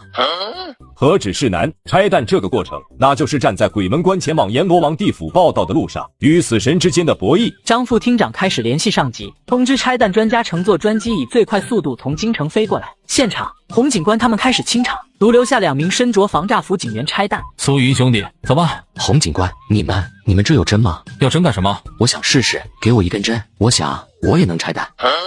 苏云一句话给周围众人搞懵逼了。主播出生牛犊不怕虎啊，什么都想试，最终只会害了你自己。想想父母，想想按摩店里的8号技师，人间值得啊，铁汁。苏云兄弟，你千万别有什么心理负担，局长他们不都说了吗？让你放宽心，他们已经聘请了拆弹专家过来。躲开！所有人现在立刻闪开，要爆炸了！2位警员手上攥紧着一枚特制手雷，因为误判他们触发了撞针，现在只要一动，所有人都会上西天。你们2个给老子坚持住，敢乱动一下，老子扒了你们的皮！来不及了，这特制炸弹里面装有水银装置，撞针引爆装置已经触发，即便拆弹专家来，也只是白白浪费功夫。队长，你快带大家撤出去吧。此时，陈局长与张副厅长也赶了过来，看到2位警员一副赴死，决绝神情。坚持住，拆弹专家马上到。你们2个现在什么都不要考虑，坚持，不要乱动。队长，陈局、张副厅长，没用的，你们赶紧滚啊！眸光落在了苏云身上。苏云兄弟，你是这个？苏云心底莫名的升腾起一丝烦躁，径直朝2人跑了过去。苏云兄弟，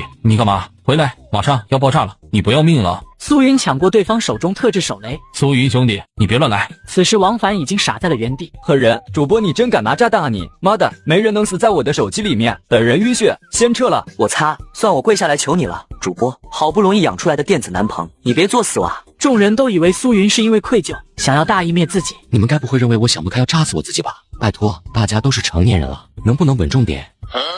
苏云兄弟，有话我们好好说，你有什么心里事说出来，我们大家一起解决。你能不能先把手雷放下？苏云知道现在不管说什么，大家都会误会，直接找到一根银针，手雷核心孔洞一银针插进去，让2位拆弹警员难住的特制手雷瞬间散架。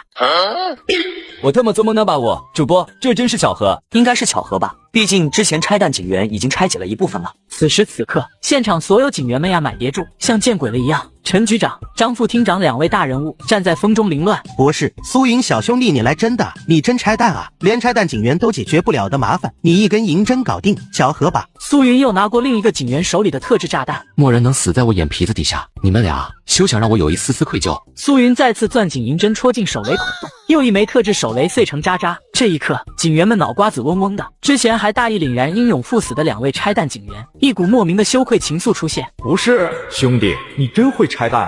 我只是参加了一档综艺节目，劲领的军队纷纷出动，顶尖专家也吓得浑身颤抖，要拜我为师，只因我第1天就捡到38大盖，第2天捡到通缉犯尸体，第3天捡到了人肉，现在更是捡到了特制炸弹。而拆弹专家对炸弹束手无策，我却只用一根铁针就轻松拆除。苏云兄弟，你还会拆解炸弹呢？其实我只是会拆锁，我想着手雷炸弹这玩意也有眼吧，只要有眼那就能拆。拆弹警员2眼直懵逼。我们拆弹是要分析炸弹内部结构，躲避引爆装置，找准核心关键。你苏云找眼是吧？我操，笑不火了家人们，离谱回家找他吗？离谱到家了，我小脑萎缩了。拆弹是插眼的吗？主播天天从小吃牛逼长大的吧？苏云兄弟，你之前怎么不说啊？你们也没人问我呀。再说，这怪我吗？我想拆，你们给我拆吗？洪警官尴尬到直挠头。苏云兄弟，那你一定有一个很厉害的拆锁师傅吧？没有。那你从哪学的拆锁？如果非要说师傅的话，度娘算不算？这一刻，众人又再一次被苏云震撼。苏云兄弟真乃大才啊！说实话，点破烂真是可惜了。这要是在我们警察部门，早就一等功拿到手软了。这时，拆弹专家带着学生已经到来，刚到就看到零件散碎一地。我才刚到就结束了。是谁把这些炸弹和手雷拆除的？那个炸弹是我拆的，有什么问题吗？何教授猛了，这小子看起来不过20岁出头，这小子才叫该不会学的拆弹吧？好小子，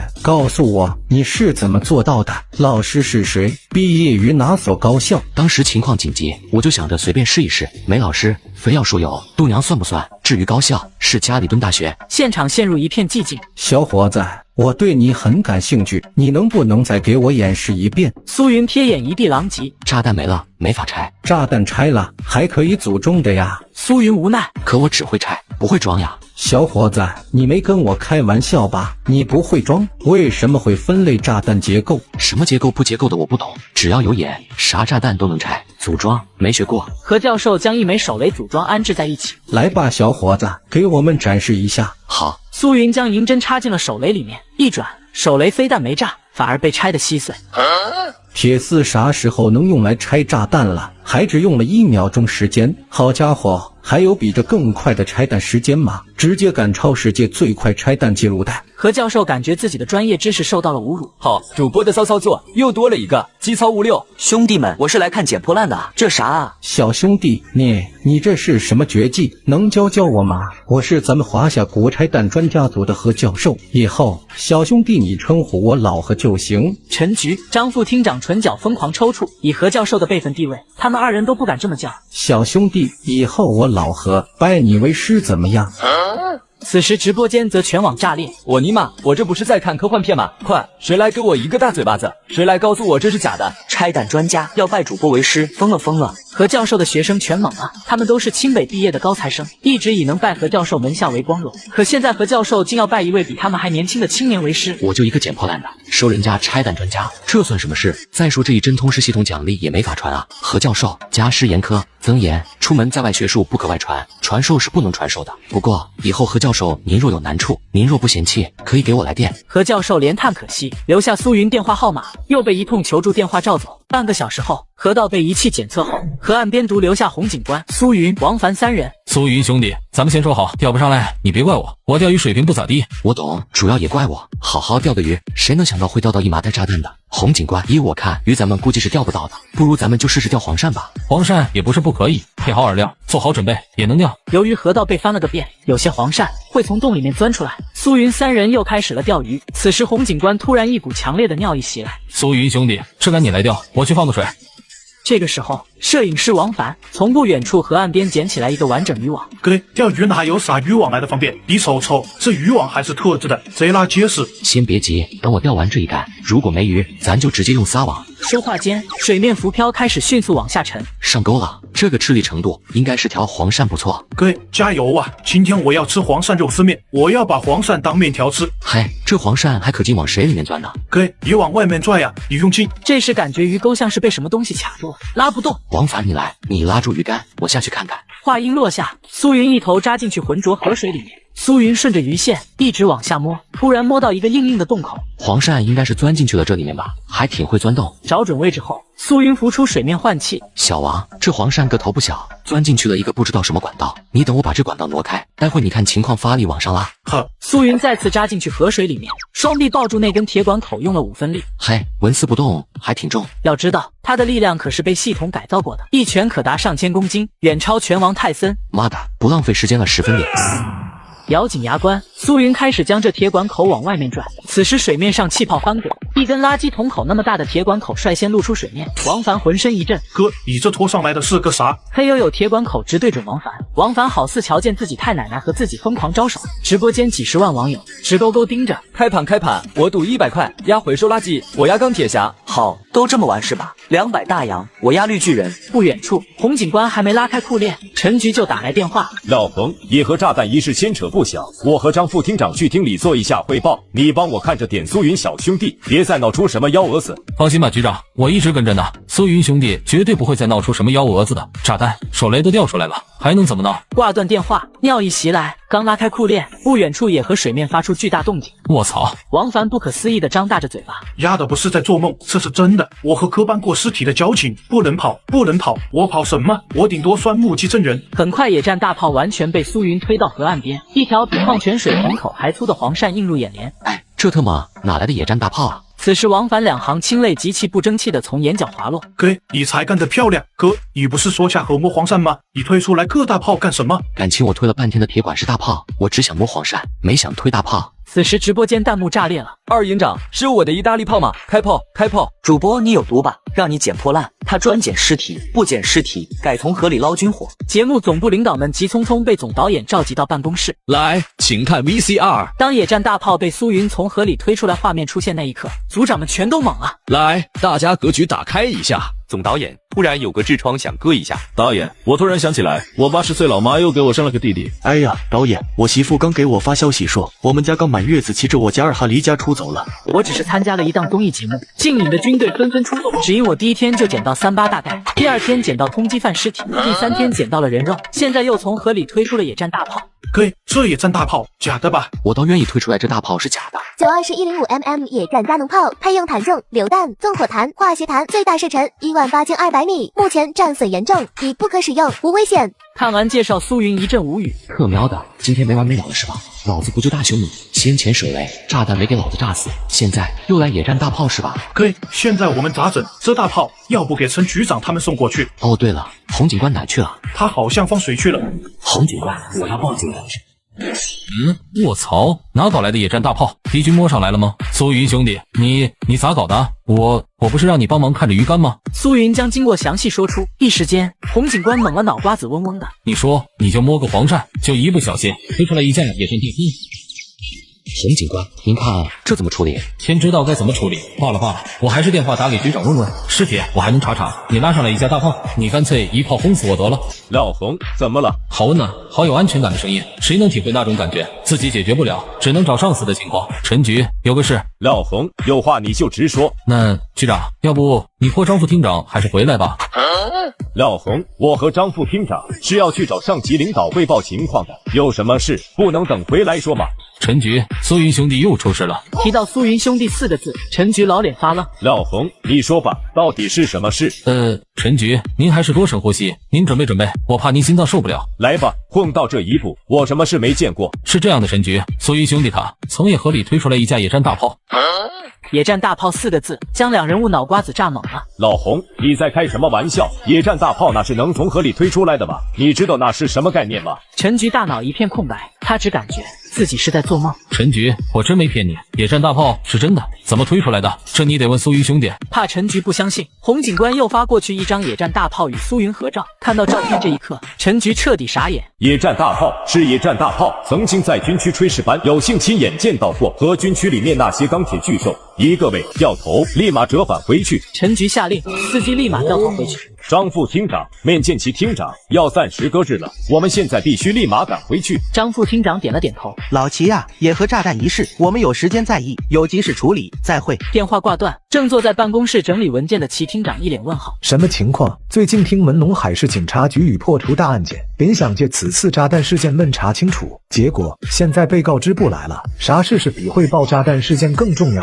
陇海市警察局后山野河特警队长徐天龙、晋唐大队刘队长、技术科、法医科都听闻河岸边出了架大炮，人全来看热闹。特警队长徐天龙满脸见鬼神情，神了个奇，这是几10年前战争时期的野战大炮，为什么技术科在下河搜查时没有扫描到？一群人站在一块议论纷纷。苏云、王凡哥俩蹲在河岸边，肚子饿得咕咕叫。哥，我也饿。苏云瞥了眼水桶里那条费老大劲钓上来的黄鳝，这黄鳝会专教野战大炮钻。王凡气不打一处来，抓起黄鳝一个大嘴巴子扇上去。以后别他妈什么洞都钻，长那么大俩眼珠子，你瞎你！不哈哈，这影视气急败坏。黄鳝，首先我没惹任何人，黄鳝大炮是你们推的，大嘴巴子是我挨的。哎，这掉毛黄鳝又不能生吃，要不搞个草鱼刺身先垫吧垫吧。洪警官，技术科刚侦查过，里面应该不会再捞出军火了吧？洪警官点了点头。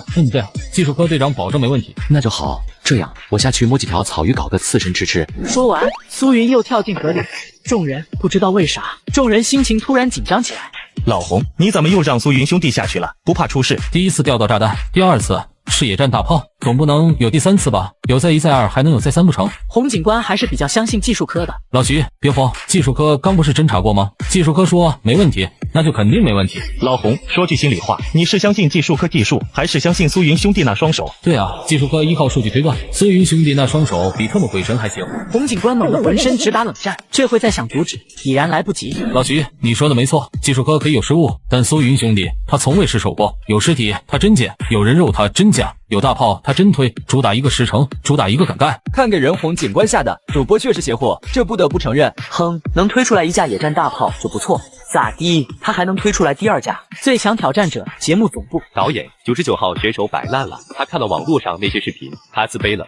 我们聘请心理师对他做了初步诊断，轻敌抑郁。导演，我这边235号、333号接近20名选手，同样出现类似状况。他们原话是这么说的：我和德何能当54号选手的对手。总导演揉着眉心，这些选手有说要退出节目吗？没有，这些备战自闭的选手，他们不但没有要退出的意思，反而开始以54号选手为偶像。他们说，既然打不过，那就选择加入。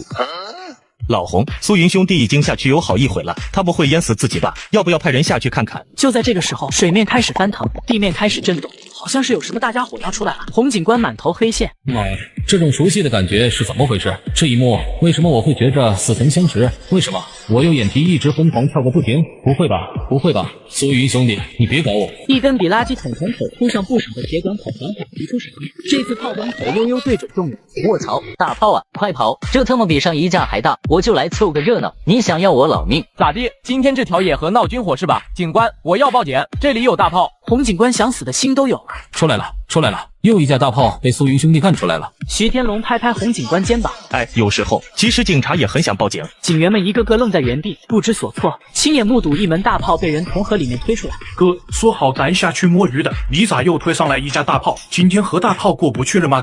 哥，你有啥想不开的？你可以和弟弟我说啊。又是大炮，我尼玛服了，输得我裤衩子都不剩了。今天直播闹大炮是吧？小母牛坐电热毯，牛逼哄哄的。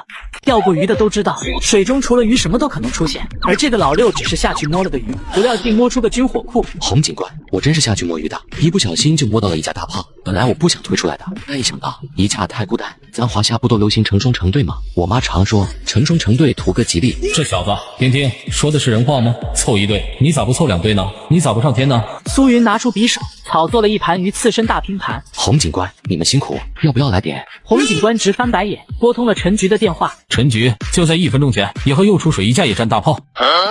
又出水一架野战大炮！我靠，这特么闹着玩呢吧？什么叫做又出水一架野战大炮？你当野战大炮是油炸丸子吗？出来一个又一个。好，老洪，别着急，别慌。局长，我没事，我是怕您心脏受不了。我有啥受不了的？我什么大风大浪没见过？老洪，格局打开好吧？不就是又一架野战大炮吗？有本事你让他给我捞出来一座军火库，只要他敢捞，我给他再申请个3等功。你别拦着，就让苏云兄弟搞。看来局长是已经选择摆烂了，也罢，相信苏云兄弟不会再下河了吧？陈局，您放心。话音未落，一道熟悉的人影又跳进去河里，洪警官整个人傻在了原地。怎么又跳进去了？王凡，你个死胖子，不是说让你看好苏云吗？他怎么又跳下去了？小胖手搁屁股上擦了擦。洪警官自身不够吃，没吃饱。我哥说他再下去捞点，再下去捞点。老天爷，老洪别拦着，让苏云兄弟放开了干，我这就点进去看直播，我就不信他能翻了天。挂断电话，洪警官满脸无奈，不出意外的，出了意外。技术科侦查探测没半点作用，一定是野河底部有磁场干扰。这句话刚说完，一个迫击炮被扔出水面。狗屁的大熊，今天有本事你就炸死我，炸不死我，我跟你耗到底。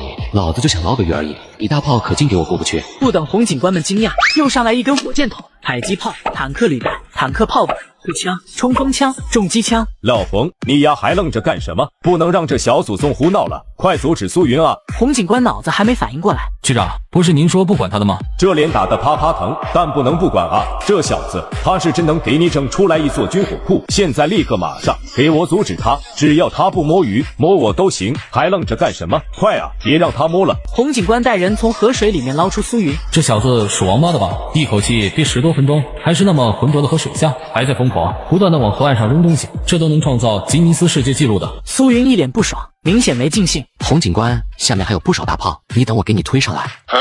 可别，大炮不用你推了，你就老老实实给我坐着吧。苏云和王凡坐在河岸边，实现了刺身自由。哥，你是真的屌啊！咋摸着摸着还暴躁起来了呢？要不是洪警官他们拦着，你真打算捞出来一座军火库啊？苏云没说话，他是心里咽不下这口气。我只是想老实安静摸个鱼，结果又大炮又火箭筒，真让我不敢往河岸上扔。此时一辆辆警车赶了过来，陈局长、张副厅长俩人面色严肃，身后还跟着几位手提工具箱的老者。局长，你们终于回来了，现在我们该怎么办？这么些个大家伙，咱们怎么处理啊？你们辛苦了，我在路上提前联系了相关专家，让他们来看看吧。几名老者齐上阵，左敲敲，右打打，一会在眼草纸上计算。哥，这些老头看起来挺专业的。人家是专家嘛，想不想早点吃上热乎饭？哥，你咋知道我没吃饱？这刺身吃多了是真力，可是咱们现在又走不了。谁说走不了？哥，你真有法子。苏云笑笑不说话，而后来到洪警官身旁。洪警官，问个事，咱们解决完这些大家伙，是不是就能回去吃饭了？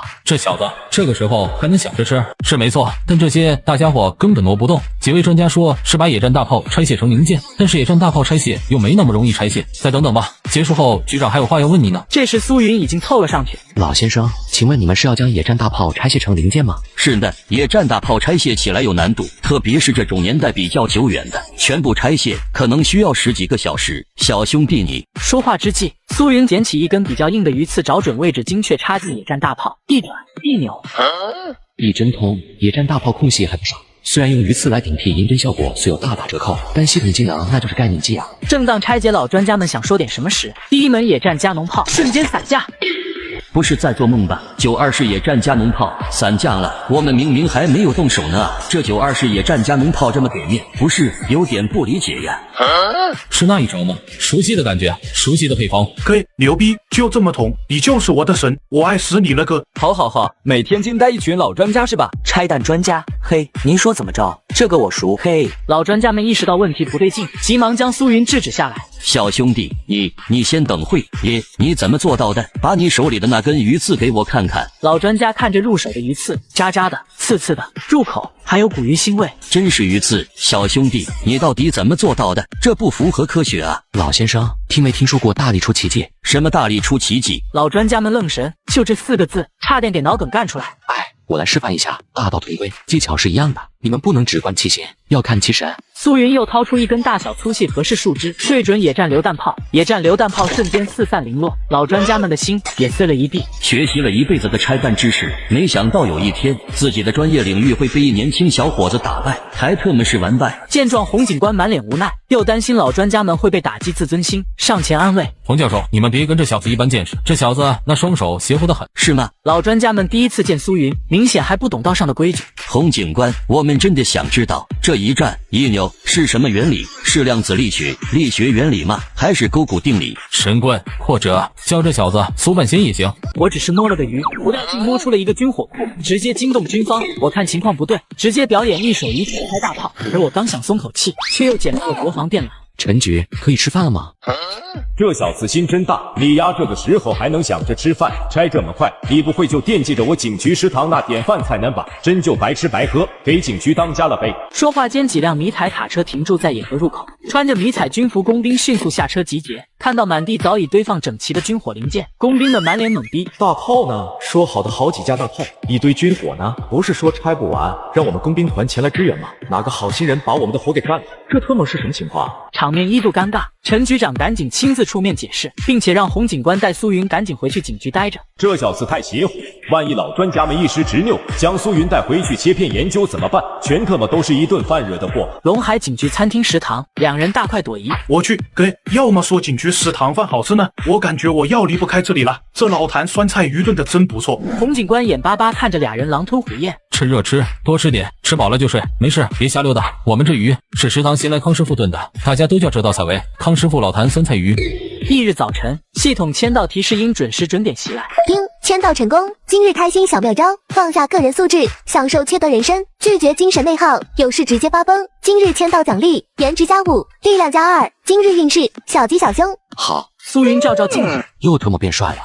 运势小吉小凶还可以接受，毕竟咱是度过大凶兆的人。推开门就看到王凡正在打游戏，俩人四目对视。你谁啊？我柯呢？谁让你进来的？已经帅到不认识我了？不至于吧？有那么夸张吗？也就颜值+3呢，不像我本人嘛。此时洪警官走进房间，看到苏云帅脸那一刻，同样愣神。小子，一夜不见又帅了。洪警官放下买的早餐，吃吧，陈局长让我给你们带的早餐，吃完以后我们就上路。洪警官，至于吗？这么着急送我们上路？军火是我哥捞上来的，和我没关系啊。再说，军火武器不是已经有相关部门处理了吗？想啥呢？陈局长有话要和苏云兄弟说，和你小胖子没关系。龙海市警察局局长办公室，苏云小兄弟，昨天鉴于你在河堤捞出的军火库，武装部那边说要对你勇敢的表现给予10万元现金奖励，我们警察部门会为你再另申请一英勇个人2等功，怎么样？你还满意吗？好家伙，10万元现金奖励，外加个人2等功，这个人2等功可不是那么容易颁发的呀。不说别的，就充一个个人2等功，自己名字写在族谱第1页，不过分吧？苏云欣然答应。苏云小兄弟啊，伯伯以长辈的身份求你件事，咱不是捡破烂职业吗？咱以后捡破烂就好好捡，咱不捡那些乱七八糟的东西了，乖，听话，好不好？什么话？怎么说的感觉我很想捡一样？那什么尸体军火非要贱兮兮的，专往我手上撞。算了，说多了都是心酸泪，没人能理解。刚离开警局，手机跳出短信提醒，银行卡收入现金10万元，真及时啊！这个时候，页面跳出来一则消息：哥哥，晚上约架吗？我们打一架。我手机上什么时候多出来一个叫冰冰的女人？说起话来骚里骚气的，还配一张大道理图。好吧，一定是王凡那臭小子干的好事。苏云正想将这冰冰女人删除掉时，一通陌生号码打来。苏云啊，早上吃饭了没啊？累不累啊？要不要给你安排休息几天啊？总导演，您有话直说吧。啥事？咱节目最近这不是特火爆吗？之前咱不说5%收1分红给你吗？现在节目组打算给你涨到10%。另外，导演求你件事，就是咱直播的时候，可不可以稍微收敛那么一点点？收敛点？这是我说控制就能控制的吗？怎么大家都认为是我故意的？我不想好好捡破烂，我想天天卷警察，我想天天不当人。当然，警察局想蹭饭是真的。总导演，行，我尽量吧。挂断电话，心里贼拉郁闷。这时王凡走过来，打开了直播。哥，今天咱们干点啥？要不去洗个脚按个摩？算了吧。苏云一想到上次塔寨村经历就没心情，形象人设必须立起来。现在网上都有人开始乱起外号，什么苏半仙，什么苏大胖，难听死了，不能让外人对我再有什么误解。今天说啥也不整活，今天啥也不干，纯捡破烂。走，俩人自此上路，沿着人行道开始在街边捡破烂。这时突然涌出大量人员，看到苏云就直接上来求签名，一上午过去才送走所有网友。看来以后出门得戴个口罩才行，当明星当网红也不容易啊。王凡拿起铁臂夹往苏云背后箩筐里扔进去一杯子，可以捡到个水杯，洗洗还能用，刚好咱没喝水的水杯吗？胖子，你能别给我丢人行不？咱直播间100多万人呢。没事哥，捡一个是一个吗？胖子，你有女朋友吗？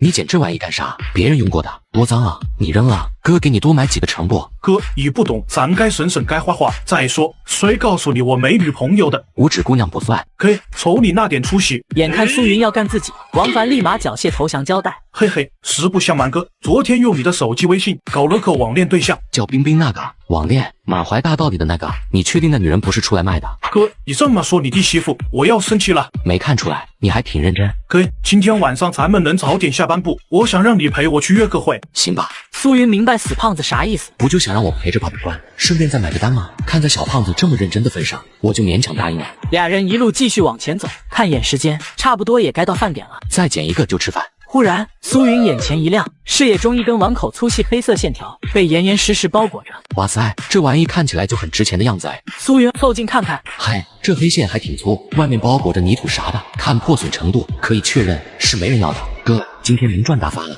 苏云拽住黑色粗线，黑线越扯越长，一块石头崩了出来。奇怪，好轻松啊，这地方土壤有人挖过呀。苏云自言自语，随手摆弄着黑色线条。这里面都是玻璃什么的，没铜丝，也没金银材料啥的，好像不怎么值钱啊。正当苏云考虑要不要将这线条物归原地时，不远处王凡来到那块巴掌大小石块掉落地方，仔细端详上面的2个大字“国防”。看到这2个字的王凡，瞬间宛如被高压电流击中一般，身躯僵直在原地。国防，这特么，我哥扯出来那黑色线条不能是国防光缆吧？不会吧，不会吧，不会有这么巧合吧？我哥说过，今天不整活的啊。王凡不确定，将石块拿给苏云。哥，你瞅瞅，这上面写的是什么字？国防。瞬间，苏云只觉头皮发麻。这特么，裸露在外边，裸露在街边的黑色线条是国防光缆，不是没人要的破烂电线吗？怎么摇身一变变成倾家荡产国防光缆了？此时节目直播间，主播你是真牛逼，国防光缆你都敢扯，这玩意我听说是1秒72块钱吧，这裤衩子脱了都不够赔偿的。在这里给大家科普一下，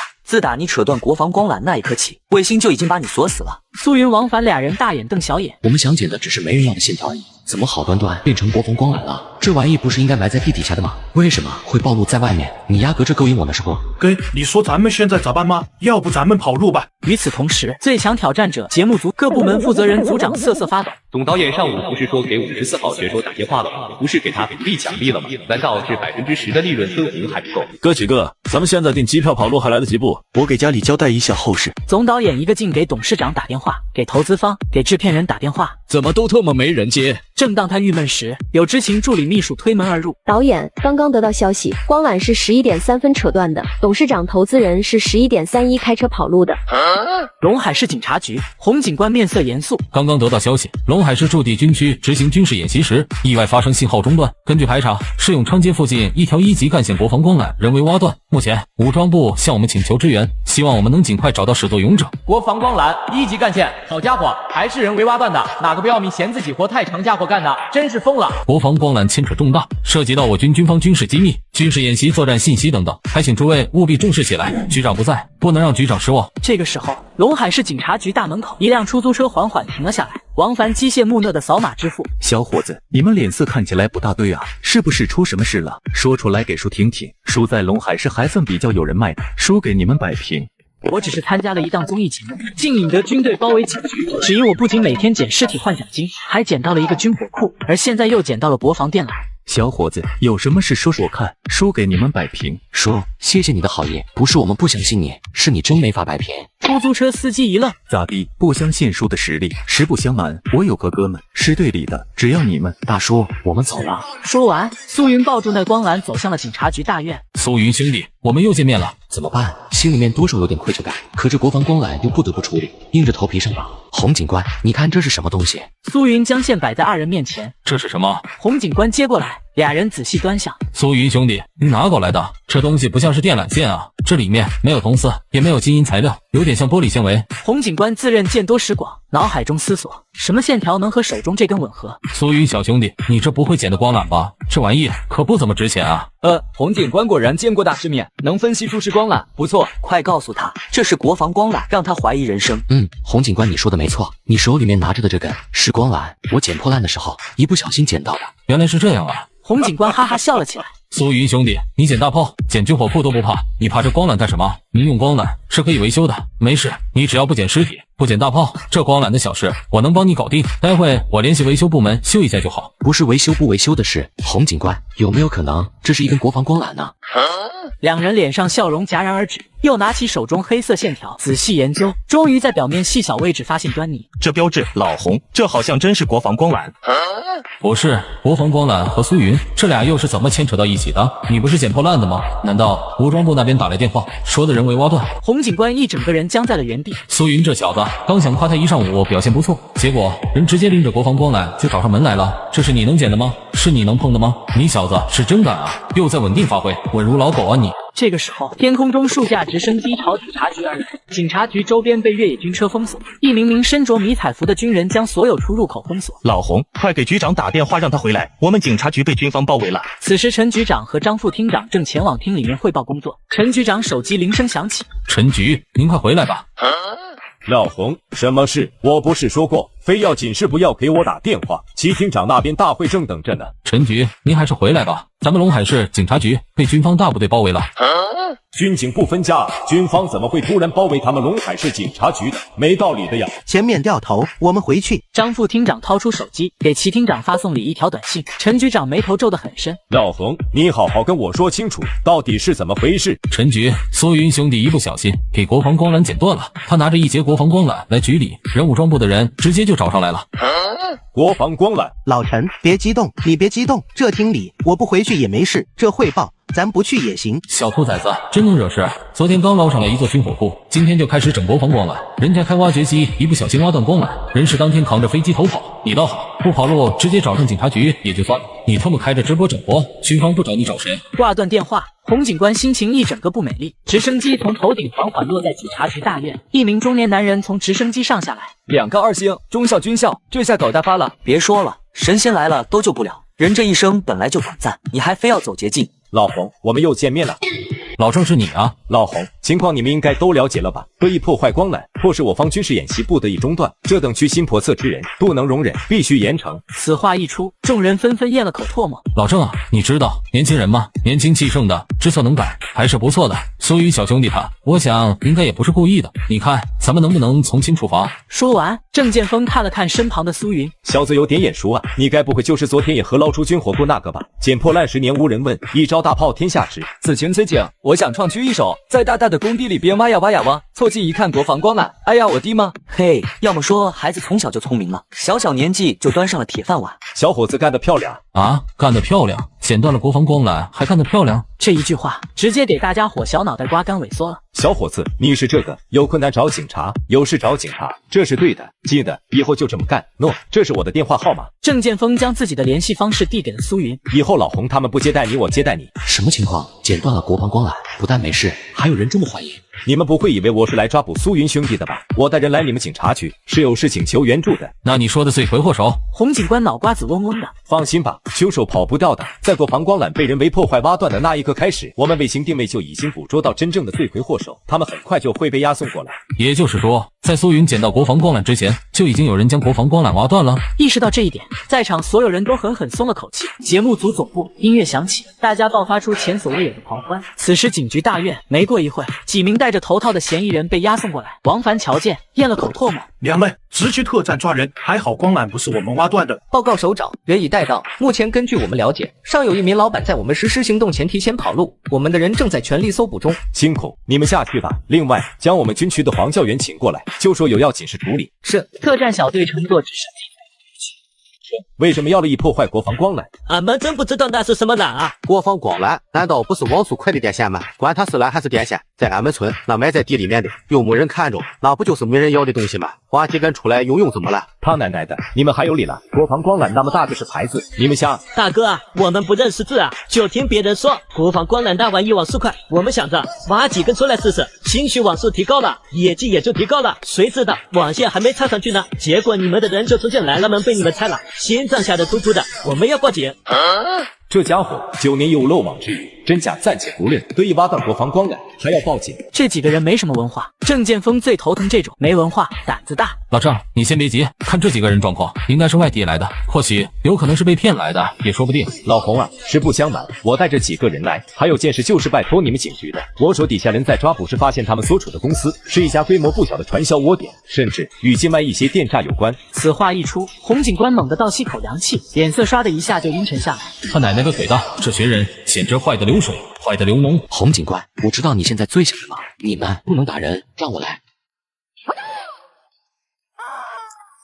懒人肺腑大嘴巴子震天响，汤爷我也来几下，我哥俩差点被你们给害死。王凡同样嫉恶如仇，搞半天是诈骗，我还以为他们多努力呢，搞半天挖断光缆是为了更快更便捷的坑骗其他人。得亏他们文化水平不高，就这智商啊，我真怀疑他们是怎么诈骗其他人的。强烈建议大家下载国家反诈 PP。老郑，我这就下令全城道路设防，争取在24小时内将在逃诈骗头目抓捕。傍晚，夕阳西下。洪警官跑到业务大厅，看着咸鱼一样躺在凉椅上的二人。苏云小兄弟，没事吧？刚好今天老郑也在，不如这样，我们晚上一起吃个饭。洪警官，今天晚上就算了，我带胖子去约见一位网友。女网友？行吧，你们年轻人的事，我就不瞎掺和了。晚上没地方睡，直接来局里就行。警察局的大门时刻为你敞开。晚上，酒店门口，哥哥，人家在321房间，快来！人家已经迫不及待想要见到哥哥了。我操，我这女网友是个反差萝莉。哥，你说今天晚上我是让她开始验灵机呢，还是开始留神呢？适配适配。哥，今天晚上休怪小弟不厚道了。苏云送胖子来到3楼走廊，他站在电梯口。王凡发现321房间门是开着的，没人。他下意识掏出手机发送消息：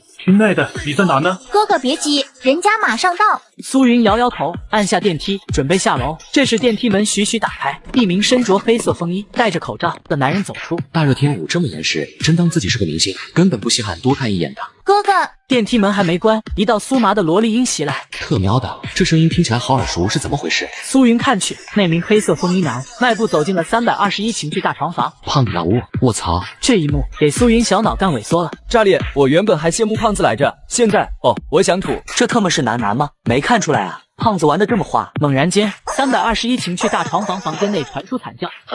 天还没黑，不准备，未免太心急了些吧？不烘托下气氛。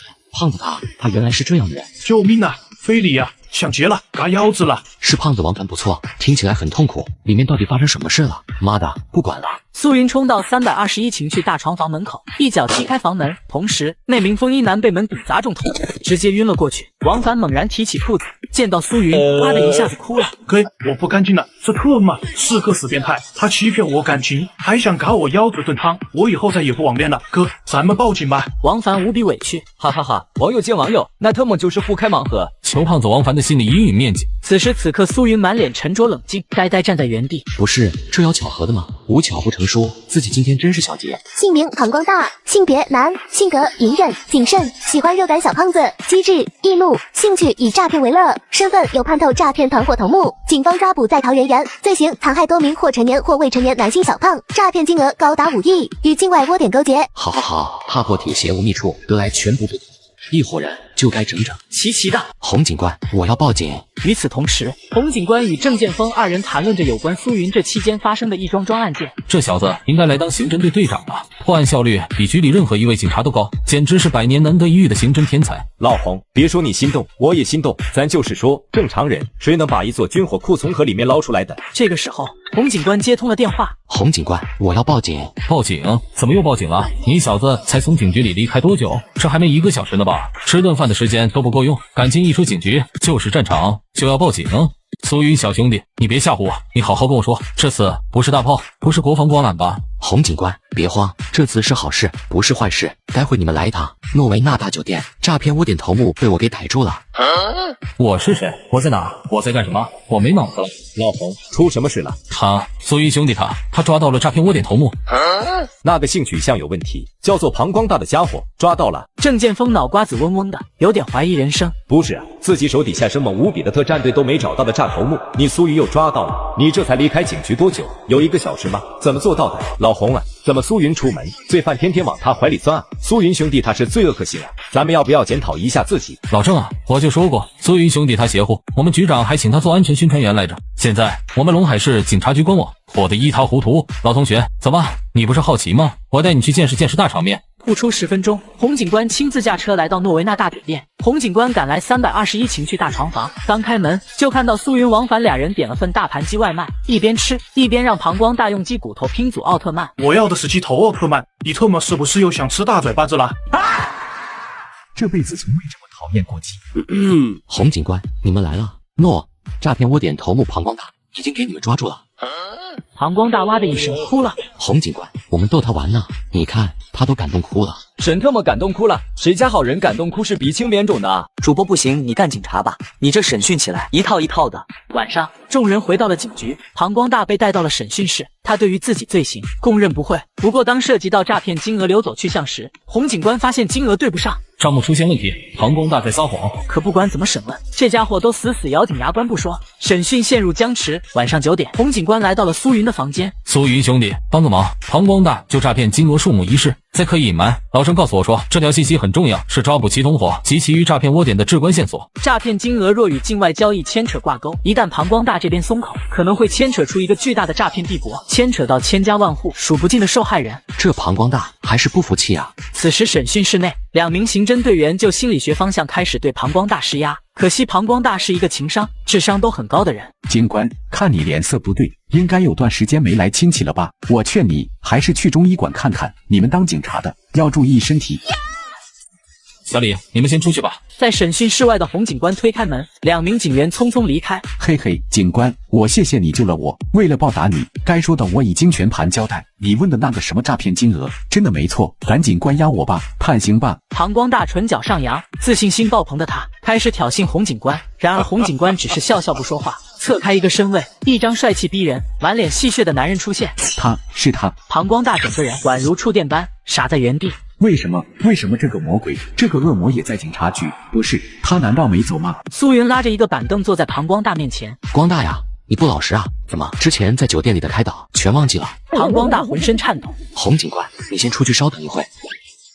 洪警官将一切细微变化尽收眼底。妙啊，简直太妙了！这膀胱大天不怕地不怕的罪犯，只是见到苏云一眼，就立马开始浑身发抖。不行，审讯过程一定要在外面好好学习一下。审讯室内只剩下苏云和膀胱大2人。救命啊！杀人了！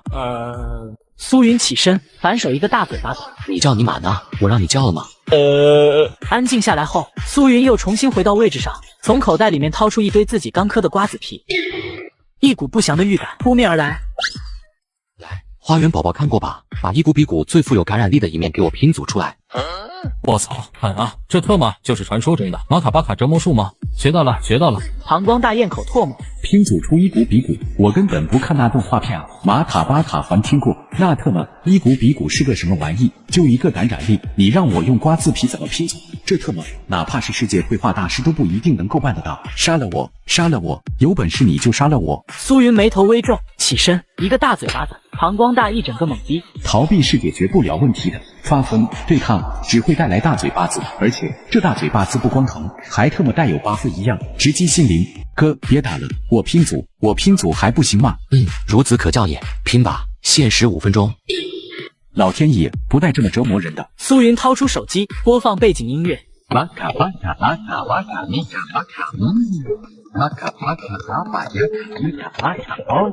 膀胱大两只手颤抖，瓜子皮交叉在一起的瞬间，一下碎了，连带着一起碎掉的还有膀胱大那一丝丝仅存的自尊心。1分钟后，洪警官带2名刑侦队员走进审讯室。妙啊，太妙了！仅仅随意出手便以势巅峰，这么点东西够警员们学很多年。此时，一个高情商、高智商人群被折磨成情绪失控状态，嘴里不停地唱着玛卡、巴卡、阿卡、万卡、米卡、玛卡，一遍跟着一遍，唱完一遍还要露出傻笑。洪警官，你问吧。他现在不光什么都说，而且还会举一反三，没我啥事，我先回去了。慢走哈。洪警官招呼女刑警宋宋，他带领另外1名警员开展审讯。膀胱大，涉案金额与账目不相对照，请说出具体原因。账目出入大部分流入境外诈骗联盟，我们有叛头诈骗公司，每个月要缴纳20纯利润。诈骗联盟很大，其中包含缅国、人妖国，规模果然不小。洪警官将膀胱大所说每句话记录下来。膀胱大，你入盟这么多年，可有收集诈骗联盟犯罪人员名单？我没有，但我可以找到有这些名单的网址。网址？洪警官2人非常疑惑，诈骗联盟名单应该为重中之重才对，为什么会存放在一个网址？电脑放到膀胱大面前，膀胱大2只手开始在键盘上飞速敲打。洪警官看得出奇，是一堆乱码，这网址居然涉及到了程序领域。洪警官就这么静静地看着，没一会功夫，郑建峰闻讯赶来。老洪，这家伙招供了吧？该说的都说了，现在这会正在找诈骗联盟那些头目所在网址。这膀胱大是苏云兄弟帮忙制服的吧？不过按照上下级关系，我猜这膀胱大应该没有破解网址信息的密码的能力。走一步算一步吧。哦对了，老郑，你不是请来你们军区的密码学黄教员吗？或许他会有办法。放心吧，黄教员刚下飞机就往这边赶，一会就到，相信我们很快就能揭露这诈骗联盟的真实面目。5分钟后，膀胱大总算凭借超高记忆将那个绝密网址扒了出来，页面一片空白，上面唯有一个输入框。膀胱大，这密码是几位的？若是位数少一些，兴许能动用排除法一一排除。他们这网址是利用目前世界上最高端的智能密码加密，除非有真的密码，哪怕是用超级计算机也算不出。而且超过3次以后，网址便会强行自毁，并且实时定位锁定我们的所在位置。此话一出，洪警官与郑建峰变得不淡定。这特么一个小小的破网址，有这么大能耐？全世界最高端智能密码加密，会自毁不说，还会反向定位锁定。要知道，行动若是被那些头目提前知道，到时候这些家伙可能会威胁到警局内每一位警员的人身、家庭安全。审讯室内陷入一片寂静。老洪，您怎么想？不管怎么样，我尊重你们警局的决定。这诈骗联盟各个头目的名单，我必须拿到手。当警察的哪有不危险的？再者，好不容易有机会将这诈骗联盟一锅端，为什么要放过这次机会？老郑，麻烦你联系黄教员，这网址密码我们必须破除。没问题。晚上10点，一辆军用越野停在陇海市警察局大院，一名老者步履蹒跚，郑建峰、洪警官2人见状，赶忙冲去迎接。黄教员，辛苦辛苦，您里面请。一行人匆匆来到审讯室，膀胱大老老实实蹲在角落里。黄教员，您看下这页面，如果错了3次以后，页面会自动销毁，并且反向锁定我们的所在位置。我们审问过，密码没有任何提示，是动态密码。黄教员双手在键盘上敲打，他利用自己的专业知识，将页面进行反推，再次呈现出乱码的样子。这是一个自带程序的网址，看得出来，设计网址的人手段非常高超，能记下这些程序的人也很厉害。黄教员，您看咱们现在该怎么破除？这网址里面的名单事关重要，牵扯到千万万个受害者家庭。闻言，黄教员点点头，开始一步步进行反推。半个小时后，第一遍反推结束，黄教员输入第一个演算过无数遍的密码，密码错误，随后继续演算，第2次输入密码，依然显示错误。黄教员，您老还好吧？我没事，这密码不简单，我经过2次的反推发现，这输入框带有病毒，会对你输入的密码进行篡改。黄教员此话一出，所有人不淡定。这特么，这是什么神仙密码？国际上还存在有这么变态的病毒？如此一来，你哪怕反推正确，它也会把你的密码篡改，要对后的数字再次进行更改。而当你更改完后，这病毒输入框又会再次篡改，周而复始，像是一张太极图一样。这一刻，郑剑锋、洪警官彻底绷不住。这特么是哪个人在设计出来的密码？这么复杂？密码只有输错一次和无数次。我想，这最后一次机会，我不能再随意尝试。你们再想想其他办法吧。连密码学的小楚都已经做出退步，这还能找谁？郑剑锋碰了碰洪警官胳膊。老洪，我有个大胆的想法，苏云小兄弟这会睡了没？应该没睡呢吧？那小子是夜猫子。那咱们去找他去啊！那小子邪乎得很，让他来试试，万一那小子身上真能发生奇迹呢？不是说奇迹只有一次和无数次吗？苏云那小子可是发光过好多次的。随后苏云就又被喊到了审讯室。大哥，我真不知道密码是啥。膀胱大瑟瑟发抖，像极了小时候将暑假作业烧掉被老父亲发现的你。怕啥？搞得我能吃了你一样。前面我已经尝试过2次机会，还剩下最后1次机会。3次机会过后，网页会自动销毁，并且反向锁定我们位置。目前，根据我的判断，输入框自带更改病毒，一条条一桩桩说出来。苏云脑袋有点大，又是自带程序网页，又是高科技病毒，现在网页都这么高级了吗？苏云兄弟，怎么样？有把握破除吗？能是能，不过得加钱。一句加钱，给膀胱大看懵逼。不是，还能有这么光明正大找警察要钱的吗？掩饰都不带掩饰一下子的。这小伙子能解开密码，骗鬼呢吧？这小子看都不看。这时2道熟悉身影映入眼帘。给，没有你的夜我睡不着，没有你的床是那么冰冷。这胖子怎么就这么猥琐？苏云兄弟，密码只要你能破除，加多少钱都行。胖子，把你兜里吃饭剩的牙签给我一根。牙签啊！王凡将一根牙签递给苏云，在场黄教员看不懂，破译密码和牙签有什么关系？看到苏云手持牙签，洪警官、陈局长等人浑身猛然发颤。不会吧，小伙子，最后1次机会，你可要谨慎啊！要不要我协助你？能给我说一下你的规划吗？需不需要我帮你反推理破译一下？不用那么麻烦。难道你已经知道了密码？苏云捏紧牙签，对准 USB 接入口，一下稳稳插入，一转，瞬间密密麻麻一份详细文档跳转出来，搞定。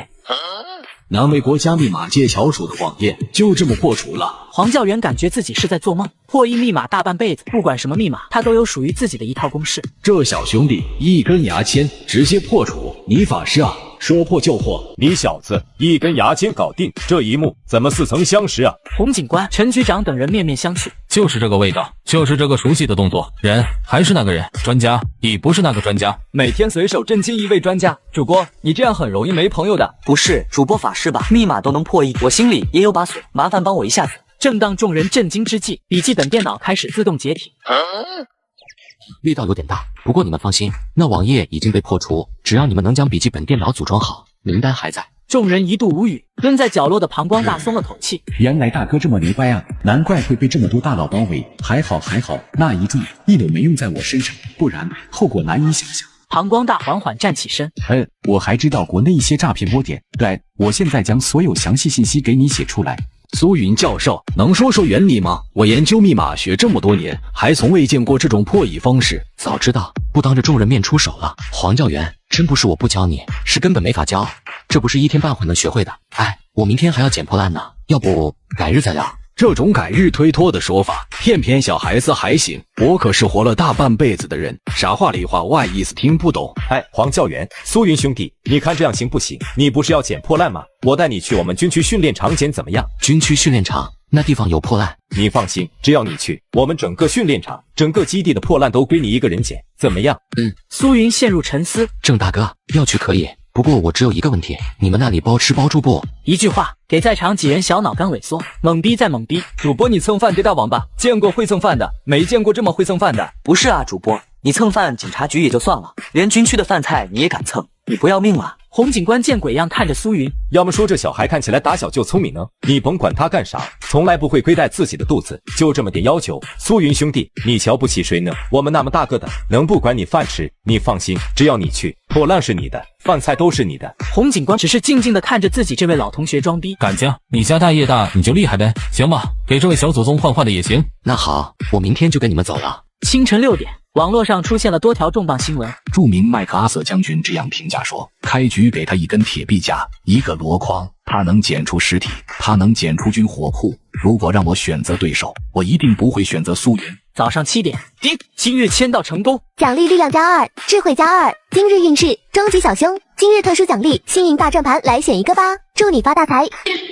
终极小凶还可以接受，特殊奖励是幸运大转盘。今天系统玩的挺花里胡哨，识海中一个转盘分为10个格子，分别代表10个特殊奖励，全身增长10厘米。好吗？系统开始转吧。转盘开始高速运转，最终落在万语这项奖励。万语、10万语、10万语，什么狗把技能？系统连个解释都没有，和语言有关吗？苏云跟着郑剑锋离开，周围全是应援欢送的路人，开出1000米左右，人群才渐渐消失。苏云兄弟，看来你很受大家欢迎啊。郑大哥，去了你们那，还请你多多关照啊。放心，郑大哥啊，我听说军区不能随便拍摄吧？有没有什么禁区啊？万一……没关系的，能让你们去的都是公开的，不让你们去的那是禁区，你们也去不了。一行人坐着越野军车来到了钢铁团军区，郑剑锋将苏云和王凡带到了食堂。刚进来，苏云众人就被惊到了，整个食堂一尘不染，异常干净，都可以当镜子用。卧槽，确定这是人为能做到的？打扫并不难，难的是如何保持。我不服，我是杠精，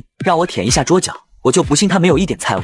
尝尝吧。苏云、王凡顿时狼吞虎咽起来。太好吃了，这是妈妈的味道。吃过饭后，郑剑锋暂时将苏云2人送到临时住所。哥，咱们干坐着也挺无聊，不如咱们就出去转转吧。我看那边有一座山，咱上去溜达溜达呗。走吧，带上铁臂架，带上箩筐，有破烂捡破烂，没破烂摘回来点果子吃。苏云2人来到半山腰上，胖子王凡瞅准一棵野枣树，就往树上爬。苏云则坐在一块巨石休息。这时忽然一道影子窜出，扑进苏云怀里。苏云吓了一跳，拎起脖领子将小家伙提起。嗷呜，疼疼疼！小家伙叫嚷着。我居然能听懂这小家伙说话，该不会是今早抽到那个特殊技能的缘故吧？好家伙，能听得懂兽语了。小东西，你往我怀里扑什么？你家里兽呢？吃。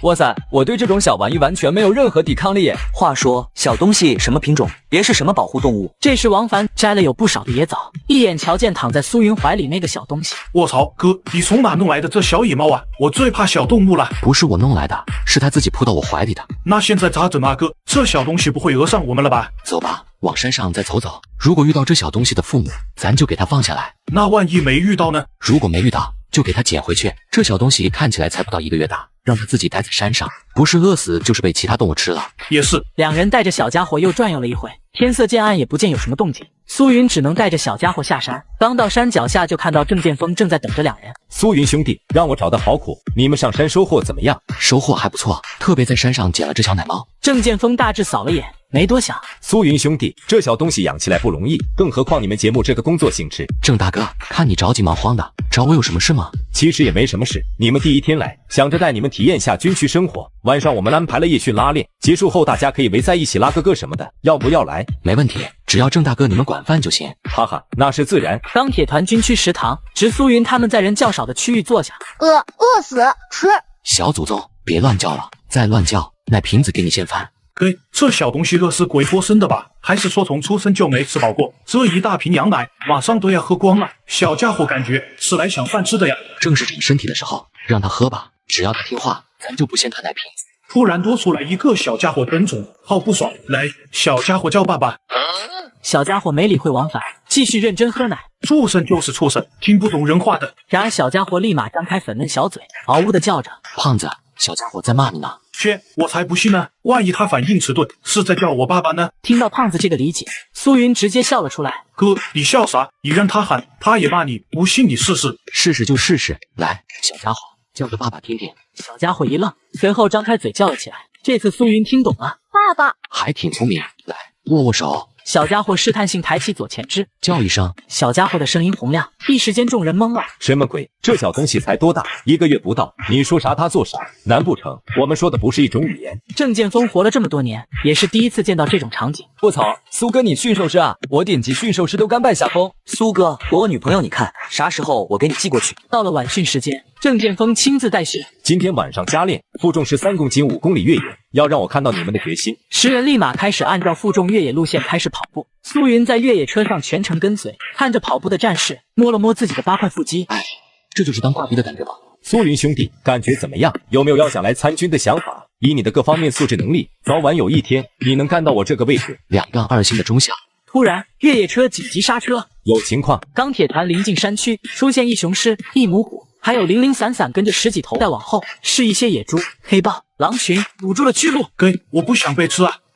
烦死了！下一刻，为首狮王与那头母虎像是受到了刺激，开始冲着越野车疯狂吼叫。郑剑锋众人目光齐齐看向苏云裤兜里那颗小脑袋，满头黑线。苏云兄弟，郑剑锋在看到苏云裤兜里那个小家伙这一刻有点怕了，不是怕死，也不是怕兽群，是怕苏云。绷住了，家人们，我苏哥给人家狮王的孩子拐跑了，哈哈，难怪人家狮王带着兽群不顾危险下山，你偷人家孩子，这谁能忍？郑剑锋见鬼样看着苏云，内心几度崩溃。苏云兄弟应该不是故意的，他应该是不小心的，他是个好孩子，他奶奶的，谁家正常人偷山上狮王的孩子？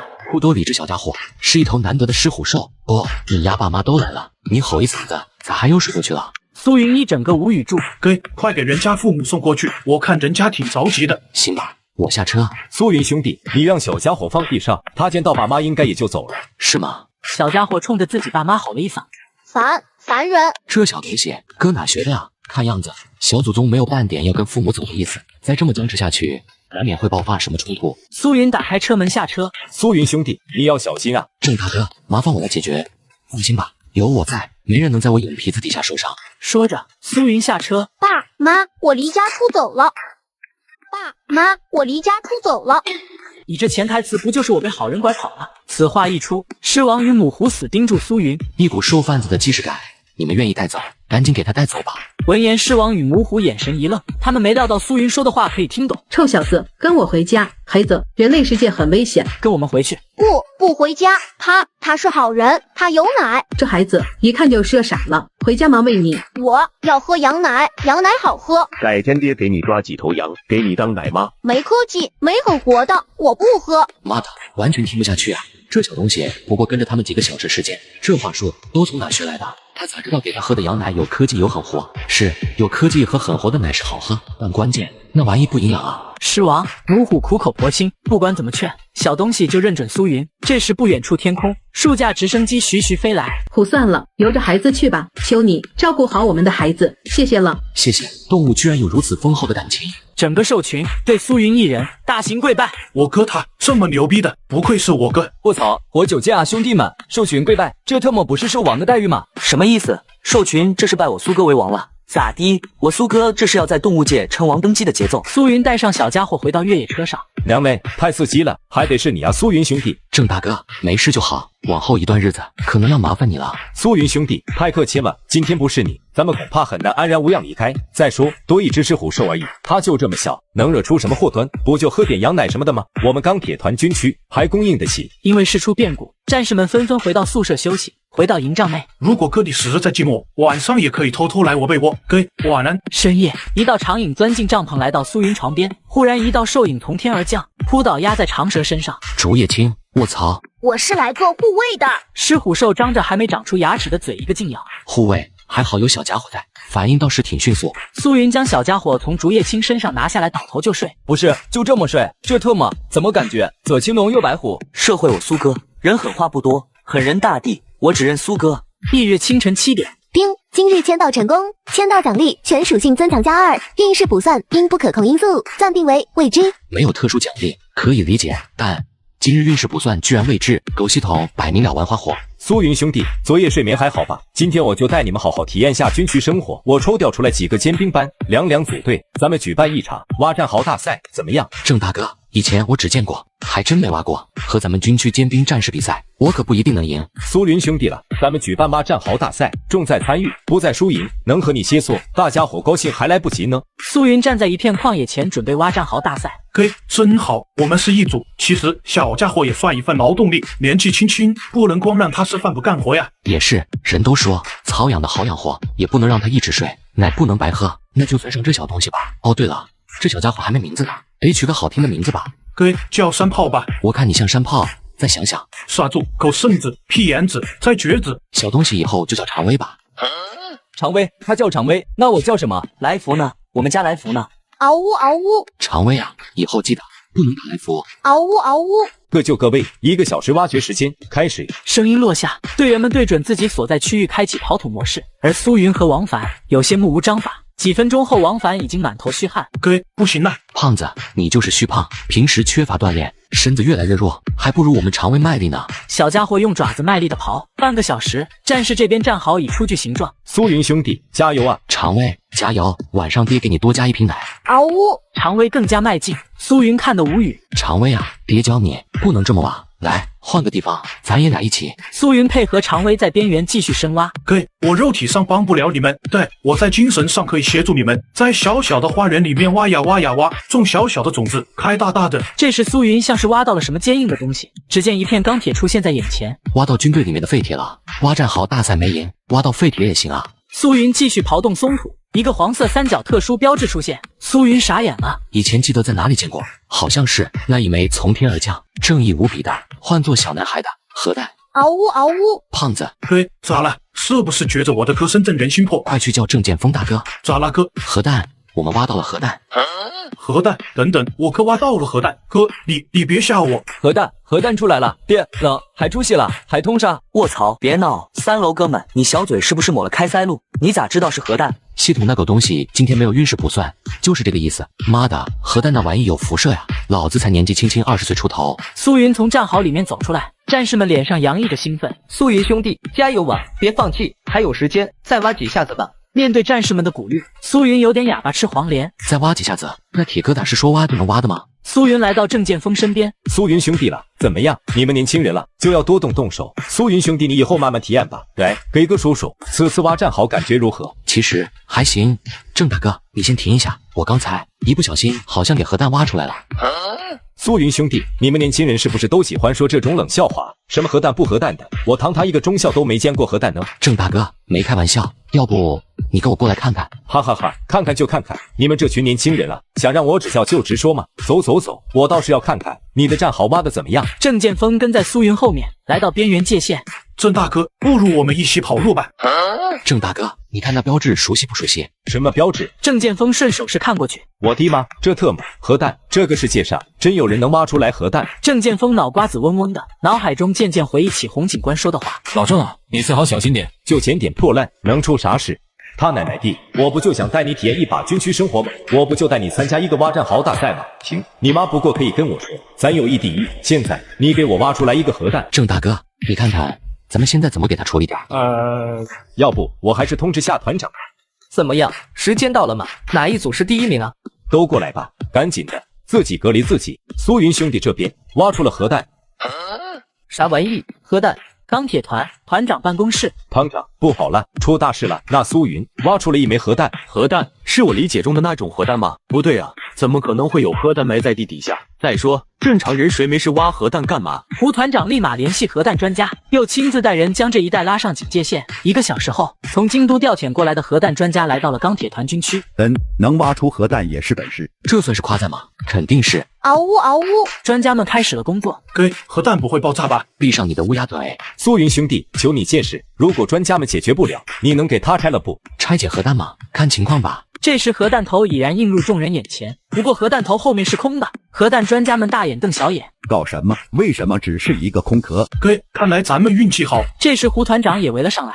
怎么回事？核弹是假的吗？胡团长，我们仪器扫描过，核弹头是假的。各位辛苦你们了，来，去我办公室喝杯水。危机解除，胡团长带上专家们匆匆离开。小王了，话说这天天不是炸弹就是核弹，一般人还真承受不住。你这一路是怎么走过来的？郑大哥，这您就不知道了吧？我娘说过，咱脚底板有北斗七星，咱命硬，咱天生行大运。胖子脱掉鞋，露出肉嘟嘟肥脚丫，果不其然，上面有7个黑痣。胖子又在吹牛逼，黑痣硬说成北斗七星。苏哥干嘛呢？常威好像很喜欢那块废铁诶。嗷呜嗷呜！小家伙，你说空壳里面不对劲。嗷呜！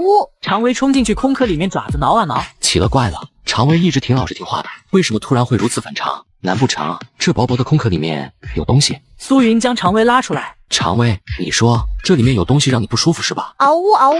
难不成空壳里面还能有玄机？是不是小常威是饿了？常威，你是狮虎兽，不是狗啊！